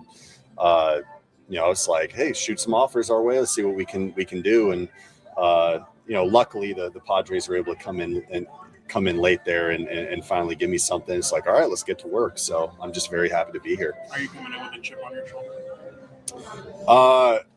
I'd say a chip on my shoulder in the sense that I want to, you know, prove, I guess, to whoever is doubting me that, you know, I'm a very capable big league pitcher, and that, you know, I know what it takes to win and how to navigate lineups. You know, whether the stuff is feeling good or not feeling good that day. You know, I have a lot of innings under my belt, and I guess I have that kind of veteran label on me now. So I'm pretty well aware of how things work. And, you know, the one thing that I really appreciate being here, my first few weeks here, is how much work the staff will put in on your behalf. You know, working with Ruben and all the guys, we've really been working hard, and I feel that I'm going to get much better here as well, which is, you know, only a help for the team. Lucas Giolito, off the good start. I got a couple of quick Lucas Giolito things that I just discovered. Very well spoken, by the way. Yes, he is. First of all, he went to Harvard Westlake High School in Los Angeles. Others, how about Jack Flaherty? How about Max Fried? How about Scanlon? Scanlon, but how about, I think Scan went there. I honestly don't see him on this list here, and I'm a little wondering because I thought Scan went there. But officially a guy who went there, Pete Crow Armstrong, and he is certainly in the news today. Yes, we did not talk about this. We don't have a whole lot of time left, Scraby, but Pete Crow Armstrong needs to go to anger management counseling or something soon, because something bad's gonna happen. I have a bad feeling. I do. Like when you say bad's gonna happen, what do you think? Like he may go into the stands and go after I don't somebody. think he would do that. He would have yesterday. The only thing separating him from that lady was that gate. The fence, yeah. The fence in Chicago. He, crashed into the fence trying to make a catch.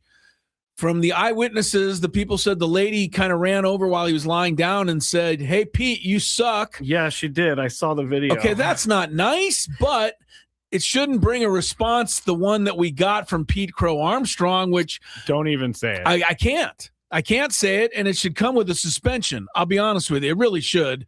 I'm not mad at that. The Cubs ought to suspend him on their own. I mean, it's some time you got to get Pete Crow Armstrong to understand that you can't act that way. We understand you're a big league ball player. We understand that you're going to get criticized. We understand it's not fun, but you're not the only one. You're right. Manny Machado comes to the plate in L.A. They don't sing, special whispers in his ear. I mean, it's not fun. So it's part of the gig. If you want to play baseball, you're going to be, under that kind of scrutiny. And the fact that PCA keeps reacting to it means that more people are going to keep yelling at him. That's just how that works. So, if I had advice for the Cubs, I'd sit him down. I'd suspend him for a game and say, dude, this can't happen anymore. No excuses. If you want to see what he said, go look it up yourself. But I'm telling you right now, keep your kids out of the room when you look it up. All right. Yeah. I'm just telling you. The other thing is it's not cool. We talked about it earlier in the year where he said that over the offseason, he saw a kid that was trying to emulate him, throwing his stuff. And all his that. parent, the coach kicked the kid out of the game. Okay, because the kid said to the coach, "Hey, I saw PCA do it." Yes. And that's what, PCA said, "Man, that really hit me." Yeah. So he said this a couple times and he apologized for this, but how many times can you apologize? Yesterday was really poor on his behalf. I have one last thing, much more fun and funny about Lucas Giolito, Scraby. Okay. As we go to send it on to Sam Levitt. He was born in Santa Monica, California. No way. Do you know who else was born there? I know that you were. I was, and Torey Lovello, yes. And probably a lot of other people. But when we saw this a long time ago, Torey Lovello was on the air, and I know where I was born. I know the hospital there in Santa Monica, and I just out of nowhere hit Torey Lovello with, "Hey, were you born at St. John's Hospital?" And he was like, "What?"